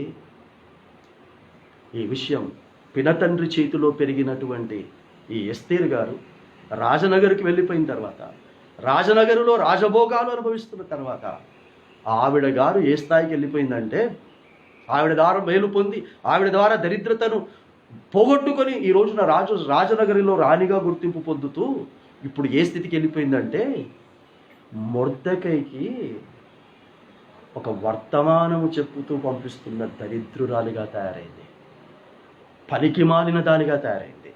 మొర్దెకైకే బుద్ధి చెప్పే స్థాయిగా తయారైంది. మొర్దెకైకి ఏమీ తెలీదు, బేకారుగాడు వాడు అనే స్థాయికి ఈ యొక్క ఎస్తేరు వెళ్ళిపోయింది. వర్తమానం పంపుతుంది. అసలు మొర్దెకైకి బుద్ధి ఉందా? వానికి వయసు వచ్చింది కానీ వానికి బుద్ధి పెరగలేదు. అసలు వాడు రాజనగర్ దగ్గరికి వచ్చి బట్టలు లేకుండా గోనెపట్ట కట్టుకొని పోతే మందిరంలో పోయి గోనెపట్ట కట్టుకొని ఉపవాసం ఉండాలి, లేకపోతే వానింట్లో గోనెపట్ట కట్టుకొని ఉపవాసం ఉండాలి. కానీ ఇలా బజార్న పడి గోనెపట్ట కట్టుకొని ఉపవాసం ఉంటాడా? దయచేసి వెళ్ళి అతన్ని అక్కడి నుంచి ఉపవాసమును విరమించుకొని ఇంటికి వెళ్ళిపోమ్మని చెప్పు. అతనితో పాటు సహకరిస్తున్న వారందరినీ కూడా ఇంటికి వెళ్ళిపోమ్మని చెప్పు అని రాణి హోదాలో ఉండి పూర్వపు స్థితిని మర్చిపోయి వర్తమానం పంపుతుంది మొర్దెకై దగ్గరికి. అప్పుడు మొర్దెకై ఏమన్నాడో తెలుసా? ఇక్కడి నుంచి కదిలే ప్రసక్తే లేదని చెప్పు. రాణి కాదు కదా, రాజు కాదు కదా, ఇక్కడే మమ్మల్ని చంపి మమ్మల్ని చీల్చేసినా సరే ఇక్కడి నుంచి మేము పోమని చెప్పు రాణికి. అసలు రాణిగా దేవుడు ఆమెను పుట్టించి ఈ రోజున నా చేత పెంపకము జరిగి ఈ రోజున రాజనగరంలో రాణిగా ఉండటానికి దేవుని ప్రణాళిక సమయం వచ్చింది అని వెళ్ళి చెప్పండి. తన ద్వారా యూదులు కాపాడబడడానికి దేవుడు ప్రణాళికతో ఆ బిడ్డను రాజనగర్కు ముందుగానే పంపించాడు. ఒకవేళ ఆమె గనక ఈ రోజున ఈ సత్యాన్ని తెలుసుకొని ముందుకు రాకపోతే ఆమె స్థానములో వేరొకరిని దేవుడు ఏర్పాటు చేసుకొని మాకు సహాయం చేస్తాడని మొర్దెకై వర్తమానము తిరిగి పంపించాడు. కాబట్టి ప్రియ బిడ్డలారా, ఎస్తేరు ప్రారంభములో వెనకడుగు వేసింది. తన స్థితిని మర్చిపోయి తన స్థితికి కారణమైనటువంటి వాడు వాడిగా ఎంచి అతన్ని పంపించేయటానికి ప్రయత్నం చేస్తే అతడు తిరిగి వర్తమానం పంపిన తర్వాత ఎస్తేరమ్మ గారు బుద్ధి తెచ్చుకున్నారు. క్రైస్తవం ఈరోజు మనమందరం కూడా ప్రారంభంలో ఏ విధముగా మనం ప్రవర్తించినప్పటికీ మనం ఎస్తేరమ్మ గారు మరలా బుద్ధి తెచ్చుకొని, నా తప్పు అయిపోయింది, నన్ను క్షమించు, నేను నిన్ను అలాంటి మాటలు అనకూడదు, నిన్ను అలా నేను పక్కన పెట్టకూడదు, కనుక నీవు చెప్పినట్టుగానే నువ్వు అక్కడ ఉపవాసం ఉన్నావు, నేను ఇక్కడ ఉపవాసం ఉంటాను. తన చెలికత్తలందరికీ చెప్పింది, నేను కూడా ఇక్కడ ఉపవాసం, మీరు అక్కడ ఉపవాసం ఉండండి, నేను ఇక్కడ ఉపవాసం ఉంటాను. ఉపవాసం ఉండటమే కాదు, దేవుని ప్రార్థించడమే కాదు, తెగించి నేను రాజు చేతిలో నశించిపోయినా పర్వాలేదు, చంపబడినా పర్వాలేదు, కానీ నా ప్రజలైనటువంటి యూదులను రక్షించుకోవటానికి, సాతానుకు సాదృశ్యమైన హామాను చేతిలో పడకుండా ఉండటానికి నా శక్తికి మించి ప్రయాసపడతానని తీర్మానం తీసుకుంది.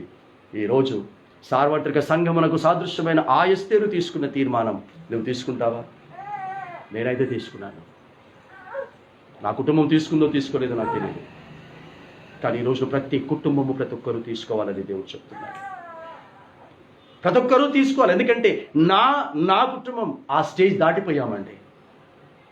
నేను నా క్రైస్తవులు, ఎందుకంటే యేసు ప్రాణం పెట్టాడు, రక్షణ కోరుకుని వారి పక్షమున నేను లేస్తానని. ఎవ్వరు రక్షణ కోరుకుంటున్నారని మనకు తెలిసిన ఆ ఇంటి గడప మనం తొక్కాల్సిందే, ఆ ప్రాంతమునకు మనం వెళ్ళాల్సిందే, ఆ గ్రామాన్ని మనం దర్శించాల్సిందే, ఆ పట్టణానికి మనం వెళ్ళాల్సిందే. నాకు రక్షణ కావాలి అని ఎవ్వరు అనుకున్నా సరే, అక్కడ మనం ఎన్ని అవమానాలు ఎదురవుతాయని మనకు తెలిసినా సరే, అక్కడ మనం చంపబడతామని తెలిసినా సరే, వారి కొరకు మనం వెళ్ళాలి. అందుకొరకే దేవుడు మనల్ని కాపాడుతున్నాడు, అందుకొరకే దేవుడు మనకు ఈ మంచి పరిస్థితిని దేవుడు కలుగచేశాడు అన్న విషయాన్ని ఎస్తేరు మర్చిపోతే గుర్తు చేశాడు. నేను మర్చిపోతే నాకు గుర్తు చేశాడు. ఈరోజు క్రైస్తవులను చెప్పుకుంటున్నా మీలో ఎవరైనా మర్చిపోతే మీకు గుర్తు చేస్తూ ఉన్నాడు పరిశుద్ధాత్మకు సాదృశ్యమైన మొర్దెకై ద్వారా. గుర్తు చేసుకోండి. మన ఇంట్లో ఎవరైనా బాధ్యత మరిచి తిరిగితే బుజ్జి బుజ్జి మాటలతో చెప్పము, ఖచ్చితంగా బాధ్యతను గుర్తు చేసి చెప్తాం. మరలా బాధ్యతాయుతంగా ప్రవర్తించేటట్టుగా గద్దిస్తాం, అవసరమైతే కొడతాం కూడా. మరి ఇక్కడ దేవాది దేవుడు సృష్టికర్త తన కుమారుడైన యేసుక్రీస్తుని ఈ లోకానికి పంపించి ఏ కారణం చేత మనల్ని రక్షించుకున్నాడో, ఏ కారణమైన బాధ్యతను మనకు అప్పగించాడో ఆ బాధ్యతను మరిచి మనము తిరుగుతున్నప్పుడు మన పట్ల దేవుడు ఖచ్చితంగా ప్రవర్తించడా? ఖచ్చితంగా ఆయన మనకు జ్ఞాపకం చెయ్యడా? బాధ్యతాయుతంగా ప్రవర్తించమని చెప్పడా? అలాంటి నిర్ణయం వాళ్ళు తీసుకొని అలా ప్రయాసపడ్డారు గనకనే 8వ అధ్యాయం ఉంది. 8వ అధ్యాయం అంత సులువుగా రాలేదండి. అంత కష్టపడ్డారు, అంత ప్రయాసపడ్డారు, చావుకు కూడా తెగించారు గనక 8వ అధ్యాయంలో రాజు కనికరమును ఎస్తేరమ్మ గారు సంపాదించుకోగలిగింది. ఆ ఎస్తేరమ్మ గారి ద్వారా యూదులందరూ కూడా రక్షించబడ్డారు. దానికి ముఖ్య కారకుడు పరిశుద్ధాత్ముడు సాదృశ్యమైన మొర్దెకై గారు. కాబట్టి పరిశుద్ధాత్ముడు మనకు సహాయకుడుగా ఉన్నాడు. We have received the holy spirit. అతడు మనకు బలాన్ని ఇస్తాడు, అతడు మనకు శక్తిని ఇస్తాడు, అతడు మనం ఆలోచన కోల్పోతే మనకు ఆలోచన ఇస్తాడండి. సో ఆ ఆలోచన, ఆ బలము, ఆ శక్తి, ఆ ధైర్యముతో మనం ముందుకు కొనసాగుదాం. ఆ మొర్దెకైన పరిశుద్ధాత్ముడు ఆ యొక్క నడిపింపునిచ్చాడు కనుక ఆ నడిపింపుతో ఎస్తేరమ్మ గారు ధైర్యం తెచ్చుకున్నారు. ఆ ధైర్యముతోనే ముందుకు అడుగులు వేయగలిగింది. ఆ అడుగులతో యేసుక్రీస్తుకు సాదృశ్యమైనటువంటి అహశ్వరోషు యొక్క మనస్సును మార్చగలిగింది. రాజు ఆజ్ఞను జారీ చేశాడు, సంతకం పెట్టాడు, ముద్రించాడు. రాజు ముద్రించినా సరే, ఆజ్ఞ జారీ చేసినా సరే, దాన్ని సైతం మార్చేసింది ఎస్తేరమ్మ గారి యొక్క త్యాగం. నా ప్రాణం పోయినా పర్వాలేదండి. ఈరోజు చాలామంది వారి వారి కుటుంబాల కొరకు ఎన్ని త్యాగాలైనా చేస్తాం, మన కుటుంబాల కొరకు ఎన్ని త్యాగాలైనా చేస్తాం. కానీ మన కుటుంబం, ఇతర కుటుంబాలు నిత్య నరకాగ్నిలో కాల్చబడకూడదని ఏం త్యాగం చేస్తున్నామో ఒక్కసారి మనల్ని మనము ప్రశ్న వేసుకున్నాం. ఆల్రెడీ మొర్దెకై కొరకు ఉరితాడు కూడా తయారు చేసేసాడు హామాను గారు, రెడీ చేసి పెట్టేశాడు. దీనికి అంతటికి కారకురాలు హామాను భార్య. హామాను భార్య రహస్యంగా ఇంట్లోనే ఉండి మొత్తం అంతా నడిపిస్తున్నారు. కథంతా ఆవిడ గారు నడిపిస్తూ ఉన్నారు, పైకి మాత్రం హామాను గారు కనబడుతున్నారు. కథంతా ఆవిడ గారు నడిపిస్తున్నాడు. మొత్తం ఆయన కొరకు ఉరితాడు కూడా రెడీ చేసి పెట్టేసి అన్నీ చేసి పెట్టేసేయండి. ఆయన ఆవిడ గారు మాటలన్నీ అన్నీ రెడీ చేసి పెట్టేశాడు. ఈరోజు చాలామంది కుటుంబాల్లో ఉన్నారండి హామాను భార్యలు మనస్తత్వం కలిగిన వారలారా. మీ ఇళ్లలో కానీ మీ సంఘాలలో కానీ అలాంటి మనస్తత్వం కలిగి ఉంటే దయచేసి మీ మనసు మార్చుకోండి. బయటికి కనబడకుండా లోపలే ఏదైనా గూడు పుటానీలు చేస్తూ ఉన్నట్లయితే హామాను భార్య చేస్తున్నట్లుగా అది వారికే నష్టం కలిగింది, హామానికే నష్టం కలిగింది, హామాను కుటుంబానికే నష్టం కలిగింది. కానీ మొర్దెకై కుటుంబానికి, యూదులకు ఏ నష్టం కలగలేదు. ఆల్రెడీ రెడీ చేసి పెట్టేశాడు. 8వ అధ్యాయంలో చెప్తుంది, ఆల్రెడీ ఇలా చేసి పెట్టాడండి హామాను గారు. అంటే 9వ అధ్యాయంలోనికి వచ్చేసరికి, ఆ తర్వాత అధ్యాయానికి వచ్చేసరికి ఏ మొర్దెకై కొరకు హామాను ఉరితాడు తయారు చేసి పెట్టాడో అదే ఉరితాడుకు హామానును ఉరి తీయండి అని రాజు ఆజ్ఞ జారీ చేశాడు. క్రైస్తవ మొర్దెకైని రాజులో ఒక ముఖ్యమైనటువంటి స్థానంలో ఉంచాడు. ఆ 8వ అధ్యాయం ముగింపులో చూసాంగా, ఆ దినం శుభదినమని వారు విందు చేసుకున్నారు. ఎలా ప్రారంభించబడింది? గోనె పట్ట కట్టుకొని తినటానికి తిండి మానేసి బజారున దేవుని పేరు మీద కూర్చున్నందుకు, దేవునికి అప్పగించినందుకు, దేవుని ప్రణాళికలో వారు పడ్డందుకు, శ్రమను అనుభవించినందుకు, కష్టాన్ని అనుభవించినందుకు, అవమానాలు, నిందలను అనుభవించినందుకు ఒక దినము శుభదినము రానే వచ్చిందిగా. ఆ శుభదినమును విందు దినముగా కూడా చేసుకున్నారుగా. నా ప్రియ బిడ్డ, నీకు కూడా శుభదినం ఉంది, నీకు కూడా విందు దినం ఉంది. అది పరలోకములో మాత్రమే కాదు, అది మధ్యాకాశంలోనే కాదు, భూమి మీద ప్రతి దినము శుభదినం అనుభవిస్తావు. నేను చెప్తున్నాను, భూమి మీద ప్రతి దినం విందు దినం అనుభవిస్తావు, ప్రతి దినం ఆనంద దినముగా అనుభవిస్తావు. మీరు తర్వాత చదువుకోండి, 9వ అధ్యాయం కూడా చదువుకోండి, మనసు పెట్టి చదువుకోండి. ఎంత ఆనందాన్ని వారు అనుభవించారు, ఎంత సంతోషాన్ని వారు అనుభవించారు. వారి స్థితిగతులను దేవుడు క్రమంగా పెంచేశాడండి. ఆనందముతో కూడినటువంటి అభివృద్ధి కలిగిందండి వారికి, సంతోషంతో కూడిన అభివృద్ధి కలిగిందండి. ఆరోగ్యంతో కూడినటువంటి అభివృద్ధి వారికి కలిగిందండి. నేను అదే చెప్తుంటాను, ప్రతిసారి నేను చెప్పేది అదే. మన అభివృద్ధిలో సంతోషం, సమాధానం, ఆరోగ్యం, నెమ్మది, ఆత్మీయత ఉండాలి. అది ఎస్తేరు గ్రంథములో ఆ సంఘటన వారి జీవితంలో జరిగింది. అది మన జీవితంలో జరగాలి. అందుకే ఈరోజు చదివినటువంటి 12వ కీర్తనలు మనకు చదివాం అదే, వారి పక్షమున నేను లేచెదను అన్నాడు. యూదుల పక్షమున దేనికి పనికిరారని హామాను వారందరినీ కూడా పక్కన పెట్టేసి చంపేయటానికి సిద్ధపడితే యెహోవా లేచాడు. ఎవరి ద్వారా లేచాడు? మొర్దెకై ద్వారా లేచాడు, ఎస్తెరమ్మ గారి ద్వారా లేచాడు, యూదుల్లో కొందరు ప్రముఖుల ద్వారా లేచాడు. ఈ రోజున ఆ మొర్దెకై నేనెందుకు కావద్దు? నీవెందుకు కావద్దు? ఆ ఎస్తేరు నువ్వు నేనెందుకు కావద్దు? ఆ యూదులలో కొందరు నీవు నేనెందుకు కావద్దు? కాబట్టి పరిశుద్ధాత్మ చేత నింపబడినటువంటి మొర్దెకైను, పరిశుద్ధాత్మ చేత నింపబడినటువంటి ఎస్తేర్లం, పరిశుద్ధాత్మ ద్వారా నింపబడినటువంటి యూదులుగా కష్టపడదాము, ప్రయాసపడదాం. మన కుటుంబాల కొరకు మనం కష్టపడక మానేసి దేవుని కొరకు కష్టపడటం ప్రారంభించండి అని నేను చెప్పట్లేదు. మొట్టమొదట దేవుని కొరకు కష్టపడండి, దేవుని కొరకు ప్రయాసపడండి.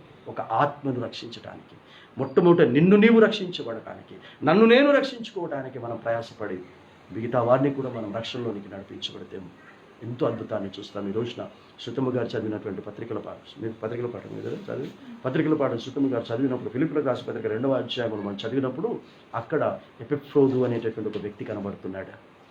పౌలు సాక్ష్యం ఇస్తున్నాడు ఎపిఫ్రోదు గురించి. పౌలు ఫిలిప్పీయులకు పత్రిక రాస్తూ చెప్తున్నాడు, ఈ ఎపిఫ్రోదు ఎలాంటి వాడు చెప్తున్నాడు తెలుసా? ఇతడు ఆత్మల రక్షణ కొరకు ప్రయాసపడిన వాడని చెప్తున్నాడు. తనకు మరణకరమైనటువంటి వ్యాధి వచ్చిందంట. మరణకరమైన వ్యాధి వస్తే ఈయన చేతులు పెట్టి ప్రార్థన చేశానని చెప్పట్లేదు పౌలు. అతడు ఆ యొక్క వ్యాధిలో నుంచి బయటికి రావాలని నేను ప్రార్థన చేశాను కాబట్టి బయటకు వచ్చాడని చెప్పట్లేదు. అంత వ్యాధిలో కూడా, అంత అనారోగ్యంలో కూడా ఆత్మల రక్షణ సువార్త ప్రకటించటానికి మీ దగ్గరికి నేను పంపాను అంటున్నాడు. నేను పంపాను ఎపిఫ్రోదును. అతడు అక్కడ సువార్త, మీ దగ్గర సువార్త ప్రకటిస్తూ ఉంటుంటే అతడు ఆరోగ్యంగా ఉన్నాడని అనుకుంటున్నారు మీరు. అతనికి ఏ కష్టం లేదని అనుకుంటున్నారు మీరు. కానీ అతడు అనారోగ్యుడుగా, అయోగ్యుడుగా కాదండి, అనారోగ్యుడుగా, ఆరోగ్యం లేని వ్యక్తిగా ఉంటే నేను వెళ్తానయ్యా నన్ను పంపించని నన్ను అడిగితే నేను పంపించాను మీ దగ్గరికి. ఆరోగ్యంగా ఉన్నవాడు ఎవ్వడు రాలేదట ముందుకు. అన్ని దేవుని ద్వారా వసతులు కలిగిన వాడు ఎవ్వడు రాలేదట ముందుకు. దేవుని ద్వారా ఏ వసతులు అనుకూలంగా లేవు, ఆరోగ్యపరంగా అనుకూలంగా లేదు, డబ్బు పరంగా అనుకూలంగా లేదు, ఏది అనుకూలంగా లేదు. అతడు వచ్చాడు, అయ్యా ఈరోజు మనం ధ్యానిస్తున్న ధ్యానాంశ ప్రకారంగా ఆ ఎపిఫ్రోదు వచ్చి నేను వెళ్తానయ్యా, దేవుని పని కొరకు, దేవుని ప్రణాళికల కొరకు నేను వెళ్తాను. ఎందుకంటే నేను అనారోగ్యంగా ఉన్నప్పుడు, నా ఇల్లు పోషించబడినప్పుడు, నా ఉద్యోగంలో నా ఆఫీసర్ నీకు జ్వరం ఉన్నా ఏదున్నా నువ్వు రావాల్సిందే, మీటింగ్ ఉంది ఈరోజు, లేకపోతే నీకు పర్మిషన్ ఇచ్చేది లేదు, చాలా ఇంపార్టెంట్ షెడ్యూల్ ఉంది, నువ్వు రావాల్సింది అన్నప్పుడు నా పరిస్థితులు ఏవి అనుకూలంగా లేకున్నా నేను వెళ్ళానయ్యా. నా ఉద్యోగం ఊడిపోతుందని నేను వెళ్ళానయ్యా, నాకు ప్రమోషన్ రాదని నేను వెళ్ళానయ్యా. వీటికంటే ప్రాముఖ్యమైంది నా యేసయ్య ఆత్మలు రక్షించబడటానికని నా మీద బాధ్యత పెట్టి వెళ్ళాడు. ఎవరు నరకంలో కాల్చబడకూడదని నాకు బాధ్యత అప్పగించి వెళ్ళాడు. ఆనాడు ఉద్యోగం కొరకు అనారోగ్యంగా వెళ్ళిన నేను, ఈ రోజున అనారోగ్యంగా ఉన్న నేను యేసయ్య అప్పగించిన బాధ్యత కొరకు వెళ్తానని వెళ్ళాడమ్మా.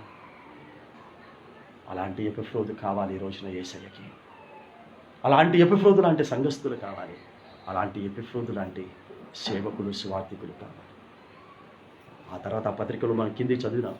ఏమని సాక్ష్యం చెప్తున్నాడంటే, అతడు దేవుని సువార్త ప్రకటించి రక్షణ కలగ చేయుటకు చనిపోవటానికి కూడా సిద్ధపడ్డాడు అని చెప్తున్నాడు. ఈ రోజున మన సిఎస్ఐ పాస్టర్లు చూడండి, వాళ్ళు మూసేసుకోలేదండి, చర్చిలు మూసేసుకోలేదు బ్రదర్. మన సిఎస్ఐ చర్చిలు మూసేసుకోలేదు బ్రదర్.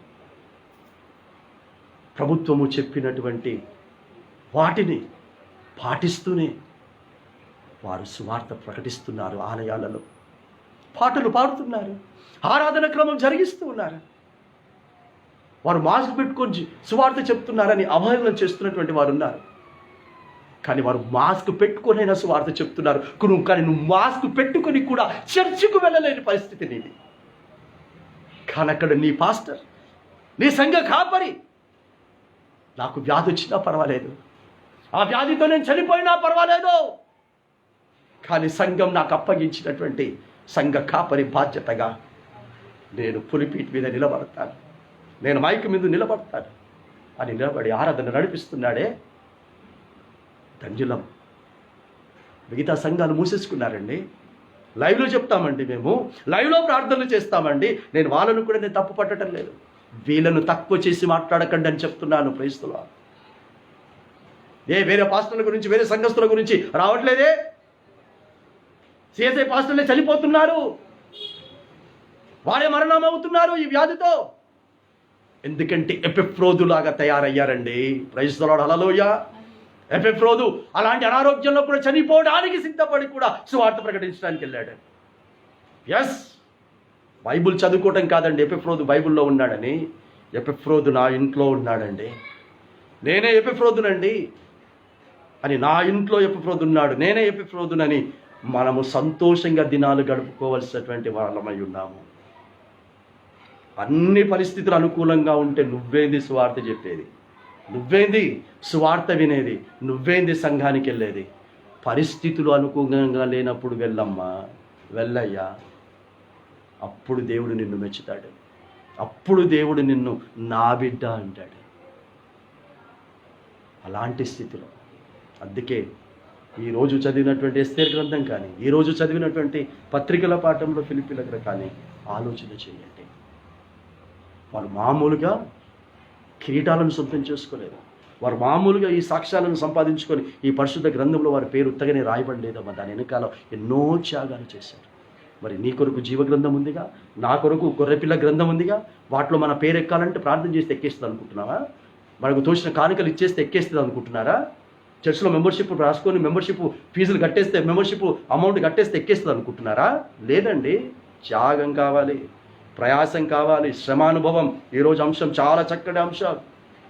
దేవుని ప్రణాళికలో నీవు శ్రమను అనుభవిస్తున్నావా, కష్టాన్ని అనుభవిస్తున్నావా, ప్రయాసపడుతున్నావా? ఏదో ఒక రోజు చచ్చిపోవాల్సిందే ఈ శరీరం, ఏదో ఒక రోజున మట్టిలో కలిసిపోవాల్సిందే. ఆ మట్టిలో కలిసిపోవటానికి ఏ వ్యాధి రాకూడదు అని ఎందుకు కాపాడుకోవటం? ఆల్రెడీ లోపల ఉన్న వ్యాధులు మనకు తెలియకుండానే, ఆ వ్యాధులతో మనల్ని చంపలేదే? ఎప్పుడో చచ్చిపోవాలిగా మనకు ఉన్నటువంటి వ్యాధులతో. ఆ వ్యాధులతో మనల్ని చంపలేదే? ఆ ఉన్న వ్యాధులతో చంపని దేవుడు ఈ వచ్చినటువంటి ఈ వ్యాధితో చంపుతాడని ఎందుకు భయపడుతున్నారు? కాబట్టి ఆత్మను రక్షించుకోవడానికి మనమందరం కూడా సిద్ధపడటానికి ముందుకు వెళ్ళాలి. ఈరోజు చదివినటువంటి సువార్తల పాఠంలో చివరి భాగంగా మనం చదువుకున్న మత్తయి సువార్త 10వ అధ్యాయంలో 37వ వచనం నుంచి సహోదరి ప్రీతమ్మ గారు చదివారు. అక్కడ ఎంత చక్కగా రాశాడు, నాకంటే ఎక్కువగా మీరు ఎవరిని ప్రేమించినా మీరు నాకు పాత్రలు కారు. ఎన్నోసార్లు చెప్పాను, నంబర్ ఆఫ్ టైమ్స్ అది చదివి చెప్పాను. నాకంటే ఎక్కువగా అంటే అర్థమైంది. ఈరోజు అంశం ప్రకారంగా నేను మీకు అప్పగించిన ఈ బాధ్యత కంటే ఎక్కువగా మీరు ఏ బాధ్యతలో ఉన్నాను అర్థం. మొర్దెకై బాధ్యత దేవుని బాధ్యత, మొర్దెకైతో సహకరిస్తున్నటువంటి యూదులు దేవుని బాధ్యత, ఎస్తేర్ గారు దేవుని బాధ్యత. దానికి మించి ఇంకా వేరే బాధ్యతకు వారు ప్రాధాన్యత ఇవ్వలేదండి. ముందే చెప్పాను, పినతండ్రి అయినటువంటి మొర్దెకై భార్య సహకరించిందో సహకరించలేదో నాకు తెలియదు. తనను పెంచుతానంటే, తనను ఇంటికి తెచ్చుకుంటాను. ఎవడు తెచ్చుకుంటాడు చెప్పండి అమ్మాయి రోజున?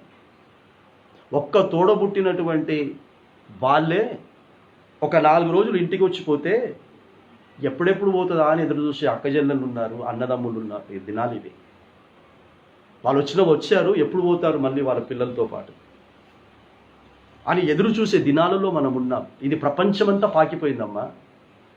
అలాంటిది తన అన్న కూతురు ఒంటరిదైపోతే తన ఇంట్లోకి తెచ్చుకొని పెంచుకుంటే, మరి ఈయన అన్న కూతురు అని ఈయన తెచ్చుకున్నాడు, కానీ భార్య కాదుగా, మొర్దెకై భార్య కాదుగా. దానికి ఎన్ని విధాలుగా ఇదేట. అది నేను చెప్పగలను. నాకంటే ఎక్కువగా మీరు దేనిని ప్రేమించాలి అంటే దేవుని బాధ్యతలకు మించి ఇంకొక బాధ్యత లేదు. మనము దేవుని బాధ్యతల్లో ఉంటే దేవుడు మన బాధ్యత నెరవేరుస్తాడని రాశాడు అక్కడ. కాబట్టి మన బాధ్యతల మీద మనం ఉంటే దేవుని బాధ్యతను పక్కన పెడితే మన బాధ్యతలు మనము నెరవేర్చుకోలేము, మనము బాగుపరుచుకోలేము, చివరికి దేవుడు కూడా బాగుపరచు. అందుకే ఒక మాట ఎప్పుడు ఉచ్చరిస్తూ ఉంటాం మన ప్రార్థనలో, నీవు నా పని చేయి, నేను నీ పని చేస్తానని దేవుడు చెప్పాడు అని. దేవుడు చెప్పాడు నువ్వు నా పని చేయి, నేను నీ పని చేస్తాను. నా కొరకు చాలామంది ఆ ప్రార్థన చేస్తుంటారు, ప్రభువా నువ్వు నా పని చేయి, నేను నీ పని చేస్తానని చెప్పావు కనుక అతడు నీ పనిలో ఉన్నాడు కనుక నువ్వు అతని పని అంతా చేయి ప్రభువా అని. మరి ఈ ప్రార్థన, ఈ మాట చేస్తున్నటువంటి వారికి కూడా వర్తిస్తుందిగా, నా ఒక్కరికి చెప్పలేదుగా, సేవకులకు మాత్రమే చెప్పలేదుగా ఆ మాట. అది ఈచ్ అండ్ ఎవ్రీ ఇండివిజువల్కి చెందిన మాట అది. ఆ తర్వాత చివరిలో అన్నటువంటి మాట చదవండి, ఆ తర్వాత మనం ఉంచుకున్న మార్క్స్ వార్త 10వ అధ్యాయంలో చివరి మాట ఏమంటున్నాడో చూడండి. అక్కడ చివరి 2 వచనాలు చదవండి. మార్క్స్ వార్త 10వ అధ్యాయం చివరి 2 వచనాలు, మత్తయి సువార్త, ఈరోజు చదివినటువంటి లేఖన భాగం మత్తయి సువార్త 10వ అధ్యాయం చివరి 2 మాటలు ఏమనుంది చదవండి. అదే క్రైస్తవుడు, హల్లెలూయా. ప్రవక్త అని ప్రవక్తను చేర్చుకొనువాడు ప్రవక్త ఫలము పొందును, నీతిమంతుడని నీతిమంతుని చేర్చుకొనువాడు నీతిమంతుని ఫలము పొందును, మరియు శిష్యుడని ఎవడు ఈ చిన్నవారిలో ఒకని గిన్నెడు మంచినీళ్ళు మాత్రము త్రాగనిచ్చునో వాడు తన ఫలము పోగొట్టుకొనుడని నిశ్చయముగా మీతో చెప్పుచూ ఉన్నాను. These are not my words, my dear brothers and sisters. This is not my Bible. This is the God's given Bible. ఇది నీ కొరకు క్రైస్తవులమని చెప్పుకుంటున్నటువంటి నీకు నాకు ఇవ్వబడిన మాట. నీ ఇంటిలో ఎవరిని చేర్చుకుంటున్నావు? నీ ఒంట్లో ఎవరిని చేర్చుకుంటున్నావు? నీతిమంతుడని నీతిమంతుని చేర్చుకుంటే అన్నాడు. ప్రవక్త అని ప్రవక్తను చేర్చుకుంటే అన్నాడు. అధిక ప్రాధాన్యత ఎవరికి ఇస్తున్నారండి? సో మొర్దెకై రాజనగర్ దగ్గరికి వచ్చి ఉపవాసం ఉంటే ఎస్తేరమ్మ గారు చేర్చుకోవటానికి ఇష్టపడటం లేదు ప్రారంభంలో. అతన్ని గెంటేయాలని చూసింది. కానీ ఎప్పుడైతే మరలా అతని మాటల్ని చేర్చుకోవడానికి ఇష్టపడిందో ఆ ఫలమును అనుభవించింది క్రైస్తవ. తిరిగి సంతోష ఫలమును అనుభవించింది, తిరిగి అది నెమ్మది ఫలమును అనుభవించింది. 2 చేతులు జోడించి చెప్తున్నానండి అందరికీ, అంటే ఇంటికి వచ్చేవాళ్ళు ఎవరై ఉన్నారో ప్రశ్న వేసుకోండి. ఎవరు ఎవరిని చేర్చుకుంటారో వారికి సంబంధించిన ఫలమును అనుభవిస్తారట.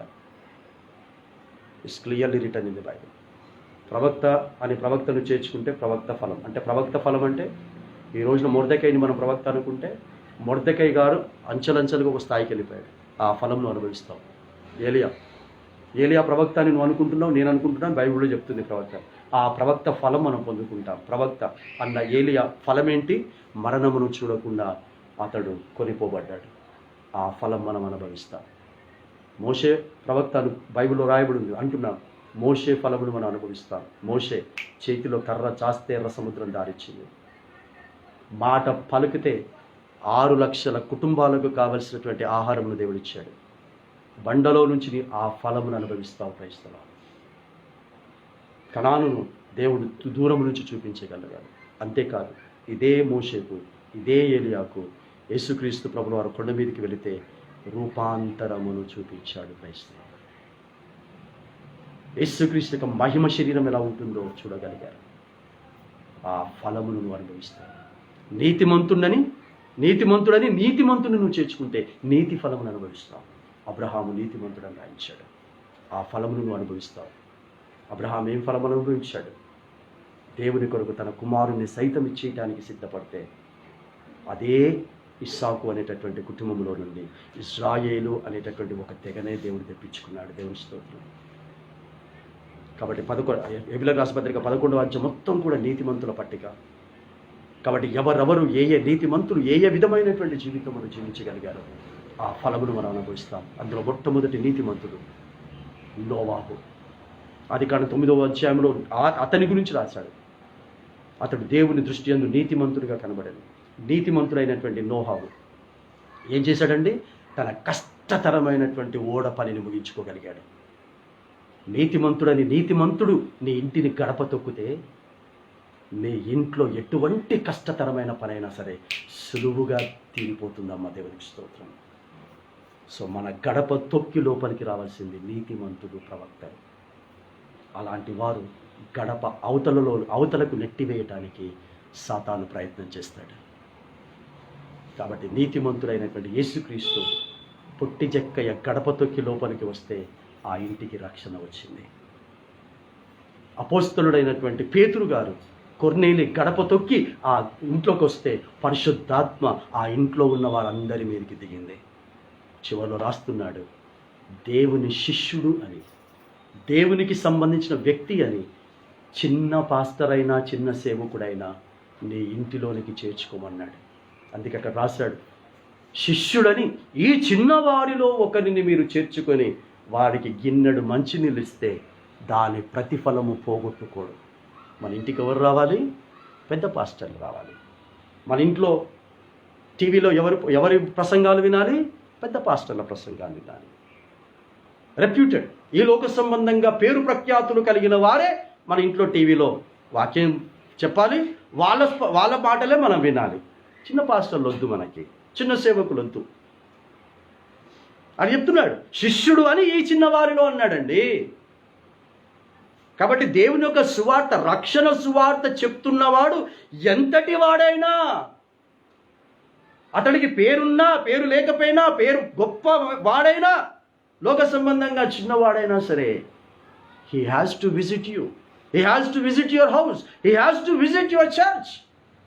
అలాంటి వారిని చేర్చుకొని గిన్నెడు మంచినీళ్ళు ఇస్తే దాని ప్రతిఫలం పోగొట్టుకోడండి. 10 రూపాయలు దేవుని పేరు మీద ఇది సువార్తకు వాడు బ్రదర్ అని 10 రూపాయలు ఇస్తే దాని ప్రతిఫలం పోగొట్టుకో బ్రదర్. నేను చాలా సందర్భాల్లో చెప్తాను, సూటు బూటు వేసుకునే పాస్టర్కి ఒక కానుక ప్రిపేర్ చేస్తావు, మామూలుగా తయారు వచ్చేటానికి ఒకటి చేస్తావు.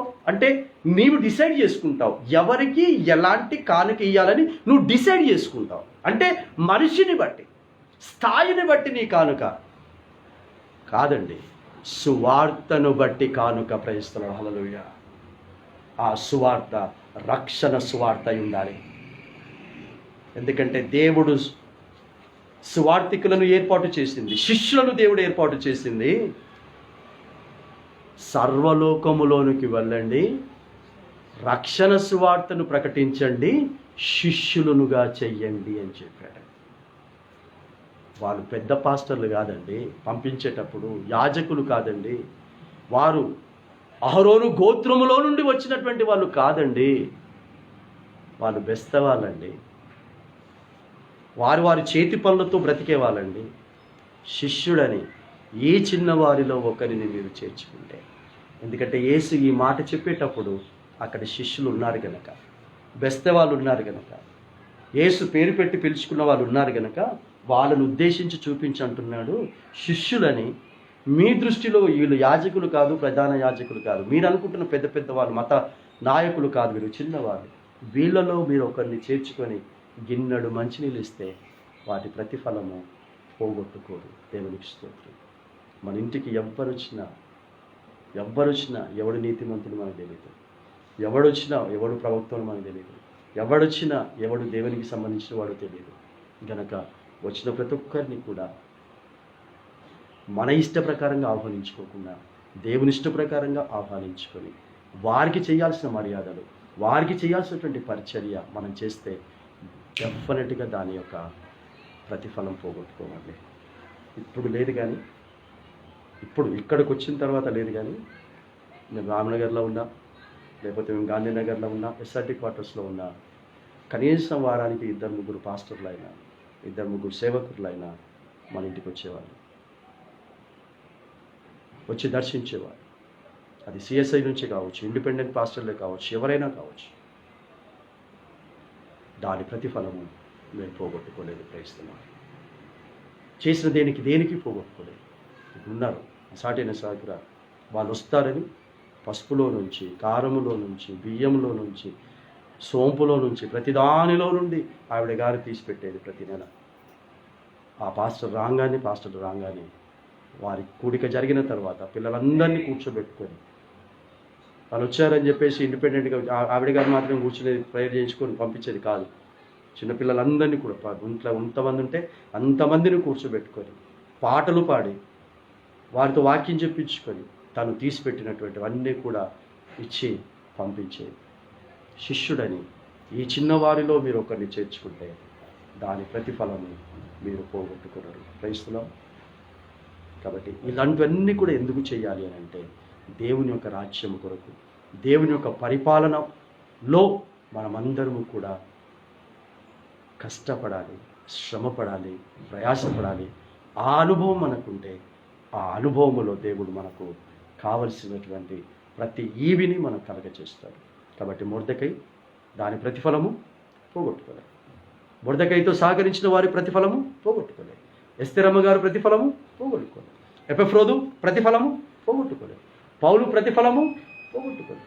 శిష్యులు ప్రతిఫలము పోగొట్టుకోలేదు. నేను ప్రతిఫలము పోగొట్టుకోలేదు. కానీ దీని కడవరకు మనమందరము కూడా దీనినే మనం కాపాడుకోవటానికి ప్రయాసపడాలి. దీని కొరకే మనం కష్టపడాలి. ఈ కొద్ది మాటలు మన వినికిడిలో దేవుడి గురించి ఆశీర్వదించిన కాక. ఆమేన్. పరిశుద్ధమైన దేవా మా తండ్రి, విన్న మాటలు దృష్టిలో ఎత్తుకుని పోకుండాన్నట్లు తండ్రి ప్రభా ఈ మాటలు క్రియారూపకంగా తండ్రి ప్రభా పనిచేయుటకు నీ కృపా సహాయ సహకారం నుండిగా అనుగ్రహించండి తండ్రి ప్రభా. మరి లోతు దినాలలోనూ అదే విధముగా తండ్రి ప్రభా నోహావు దినాలలో ఉన్నట్టుగా నీ రాకడి దినాలు ఉంటాయని సెలవిచ్చున్నాం. కాబట్టి మేము ఎవరము ఎక్కడ ఏ పనిలో ఉన్నా, ఏ కార్యములో ఉన్నా మా పరిశుద్ధతను, మా నీతిని తండ్రి ప్రభ, మా యథార్థతను తండ్రి ప్రభ కాపాడుకుంటూ దానికి అనుగుణమైనటువంటి వాతావరణంలో మేము బ్రతుకుతూ ఇతరులను బ్రతికింప చేయటానికి ఆయన ప్రయాసపడేటటువంటి ఆ మనస్తత్వం కలిగి చేసి ఉంటుండగా ఆ ప్రయాసములో తండ్రి ప్రభ నువ్వు మమ్మల్ని వెట్టికి ఇచ్చిపెట్టనని సెలవిచ్చి ఉన్నావు తండ్రి. అందుకే ప్రయాసపడి భారం మోసుకొనిచున్న సమస్త జిల్లాల నా యొద్దకు రండి అన్నావు. దీన్ని కూడా తండ్రి లోక సంబంధమైన ప్రయాసానికి పెట్టేసుకున్నారు. కానీ ఆత్మ సంబంధమైనటువంటి ప్రయాసపడేటటువంటి వారిని నువ్వు పిలుస్తున్నావు కనుక, ఆత్మ సంబంధంగా రక్షణ కోరుతున్నటువంటి వారిని, ఆత్మ సంబంధంగా మారు మనసు పొందుతున్నటువంటి వారిని, ఆత్మ సంబంధంగా పాపంలో నుంచి బయటికి రావడానికి ఎంతో కష్టపడుతున్నటువంటి వారికి పక్షమున నువ్వు లేచి వారి పక్షమున నువ్వు వ్యాజ్యమాడి తండ్రి ప్రభ అలాంటి కోరికను తండ్రి ప్రభ మీరు తీర్చడానికి సిద్ధంగా ఉన్నానని నువ్వు జ్ఞాపకం చేశావు. ఆ విధంగా ఈరోజు ధ్యానించినటువంటి వాక్యం నిరర్ధకం కాకుండాన్నట్లున్నాయని అర్థవంతంగా మాలో పనిచేయటం నేను మేము నామకార్థ క్రైస్తవులుగా కాక, నామకార్థమైనటువంటి సంఘస్థులుగా కాక, నామకార్థమైన సేవకులుగా, కాపరులుగా కాక తండ్రి ప్రభ నీ ఉద్దేశమును తండ్రి ప్రభ నెరవేర్చేటటువంటి విధంగా మేమందరము కూడా ప్రయాసపడటం ఆయన నీ నామములో తండ్రి ప్రభ ప్రవక్తని తండ్రి ప్రభ చేర్చుకున్నవాడు ప్రవక్త ఫలమును, నీతిమంతుని చేర్చుకున్నవాడు నీతి ఫలమును, శిష్యుడని తండ్రి ప్రభ నీ సువార్త రక్షణ సువార్త ప్రకటిస్తున్న వారని తండ్రి ప్రభ చిన్నవారిని తక్కువ వారిని తండ్రి ప్రభ చేర్చుకొని వారికి తోచినటువంటి విధముగా తండ్రి ప్రభ ప్రోత్సహించినటువంటి వారు దాని యొక్క ప్రతిఫలము పోగొట్టుకున్నారన్నాం. ఆ విధంగా ఇంతవరకు ఎక్కడెక్కడ ఎవరెవరికి తండ్రి ప్రభ నీ యొక్క రాజ్య సువార్త ప్రకటించబడటానికి ఎంతమంది కొరకు సహకరిస్తున్నారో, ప్రోత్సహిస్తున్నారో వారిని, వారి కుటుంబాలను అంచెలంచెలుగా మీరు అభివృద్ధి పరిచినందుకు, ఇంకా పరిచయం ఉన్నందుకు మీకు హృదయపూర్వకమైన స్తుతులు స్తోత్రాలు చెల్లిస్తూ మా ప్రభు రక్షకుడైన యేసుక్రీస్తు పేట తండ్రిని అతి వినయముగా బ్రతిమాడు వేడుకొంచున్నాము స్వామి. ఆమేన్. Thank you Jesus. ఈ సమయంలో ఒక పాట పాడుతూ ఉంటుండగా మరి పరిశుద్ధ పునరుత్థాన ఆదివారం యొక్క అర్పణలు అర్పించదలిచినటువంటి వారు, ఇక్కడ ఉన్నటువంటి వారు మరి ఆ యొక్క కానుక దాంట్లో వేయండి. మరి లైవ్లో ఉన్నటువంటి వారు మీకు తోచినటువంటి విధముగా మీరు పంపించవచ్చు. గూగుల్ పే ద్వారా కానీ, ఫోన్పే ద్వారా కానీ, పేటిఎం ద్వారా కానీ మీరు పంపించవచ్చు. ఒక పాట పాడుతూ ఉంటుండగా మనము కానుకలు ఎత్తుబడతాయి.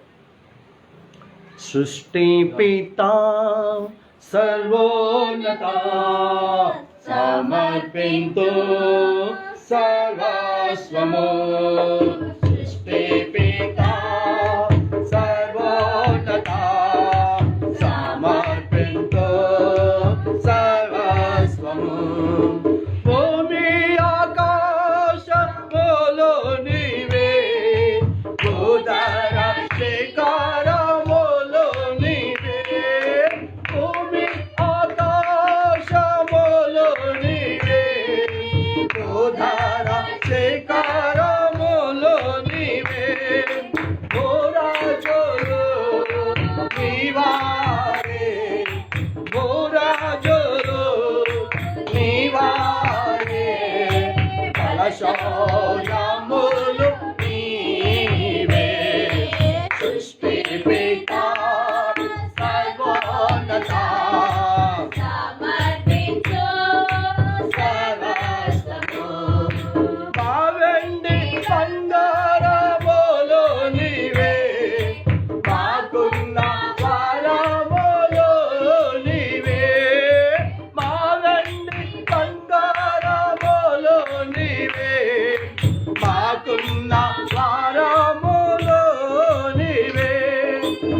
मागे हमल मागे हमल मागे हमल मागे हमल माझी वेतामु नीवे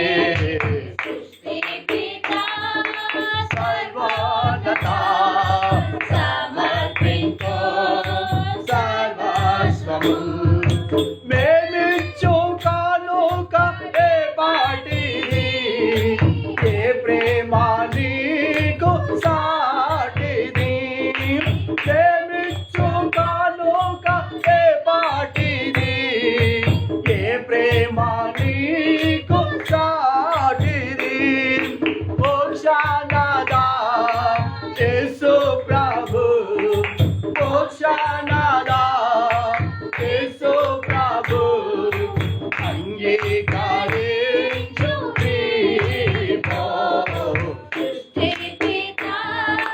సర్వోన్నతా సమర్పించు సర్వస్వము తండ్రి కుమార శుద్ధాత్ముడా ఏక దేవ స్తోత్రము తండ్రి కుమార శుద్ధాత్ముడా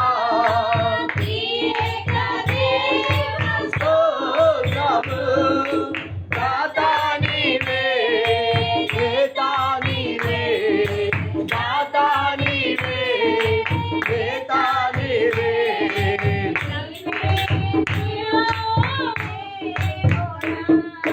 సృష్టి పితా సర్వోన్నతా సమర్పించు సర్వస్వము సృష్టి పితా సర్వోన్నతా సమర్పించు సర్వస్వము.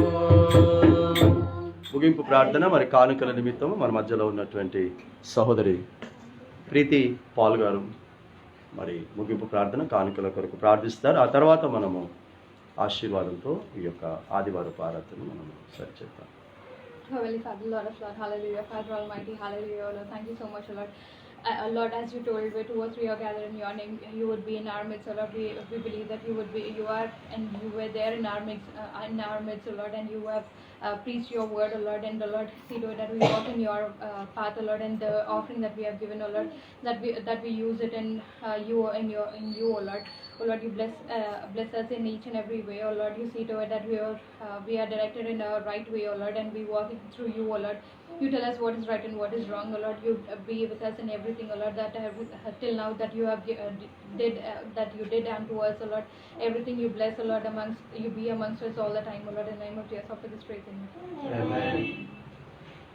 ఇప్పుడు మన తండ్రి యొక్క కుమారుని యొక్క పరిశుద్ధాత్మని యొక్క ప్రేమ కృప అన్యోన్య సహవాసము సమాధానము సకల దివ్య ఆశీర్వాదములు మనకును సంఘర్షులకును లైవ్లో వీక్షిస్తున్నటువంటి బిడ్డలందరికీ భూమి మీద నివసిస్తున్న సకల విశ్వాసులకును సత్యరాజ్య సువార్త ప్రకటిస్తున్న ప్రతి అభిషిక్తునికి అభిషిక్తురాలికి ఆయా ప్రత్యేకమైనటువంటి వివాహ కార్యాలలో పాలు పొందుతున్న బిడ్డలకును వివాహముల కొరకు సిద్ధపడుతున్న బిడ్డలకును ప్రత్యేకమైనటువంటి వాటి కొరకు సిద్ధపడుతున్న బిడ్డలందరికీ ఇప్పుడు ఎల్లప్పుడు సదాకాలము తోడై నీడయుడును గాక. ఆమేన్. ప్రభువా మమ్మును దీవించి పంపుము నీ కృపనందించి అభివందనములు చేకొనుమా విభవము మహిమోన్నతి కీర్తి యుగ యుగములకు నీకగుదన్ యుగ యుగములకు నీకగుదన్. ప్రభువా మమ్మును దీవించి పంపుము నీ కృపనందించి.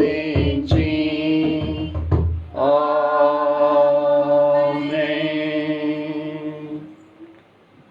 యేసు రక్తమే జయం, యేసు నామమే జయం, యేసు రక్తం సంపూర్ణ విజయం, అపవాది క్రియలంతా కోటి నాశనం, తండ్రి నీ కార్యములు నిరంతరం జయం జయం జయం తండ్రి. ఆమేన్. ప్రైజ్ అండి, అందరికీ వందనాలు. God bless you all. దేవుడు మిమ్మల్ని అందరినీ దీవించును కాక. ఆమేన్. చెప్పండి ప్రైజ్ వచ్చి అందరికి ప్రైజ్ వచ్చి Praise the Lord. So praise చెప్పి ప్రైజ్ అండి, అందరికీ వందనాలు. God bless you all. Praise Lord. Okay.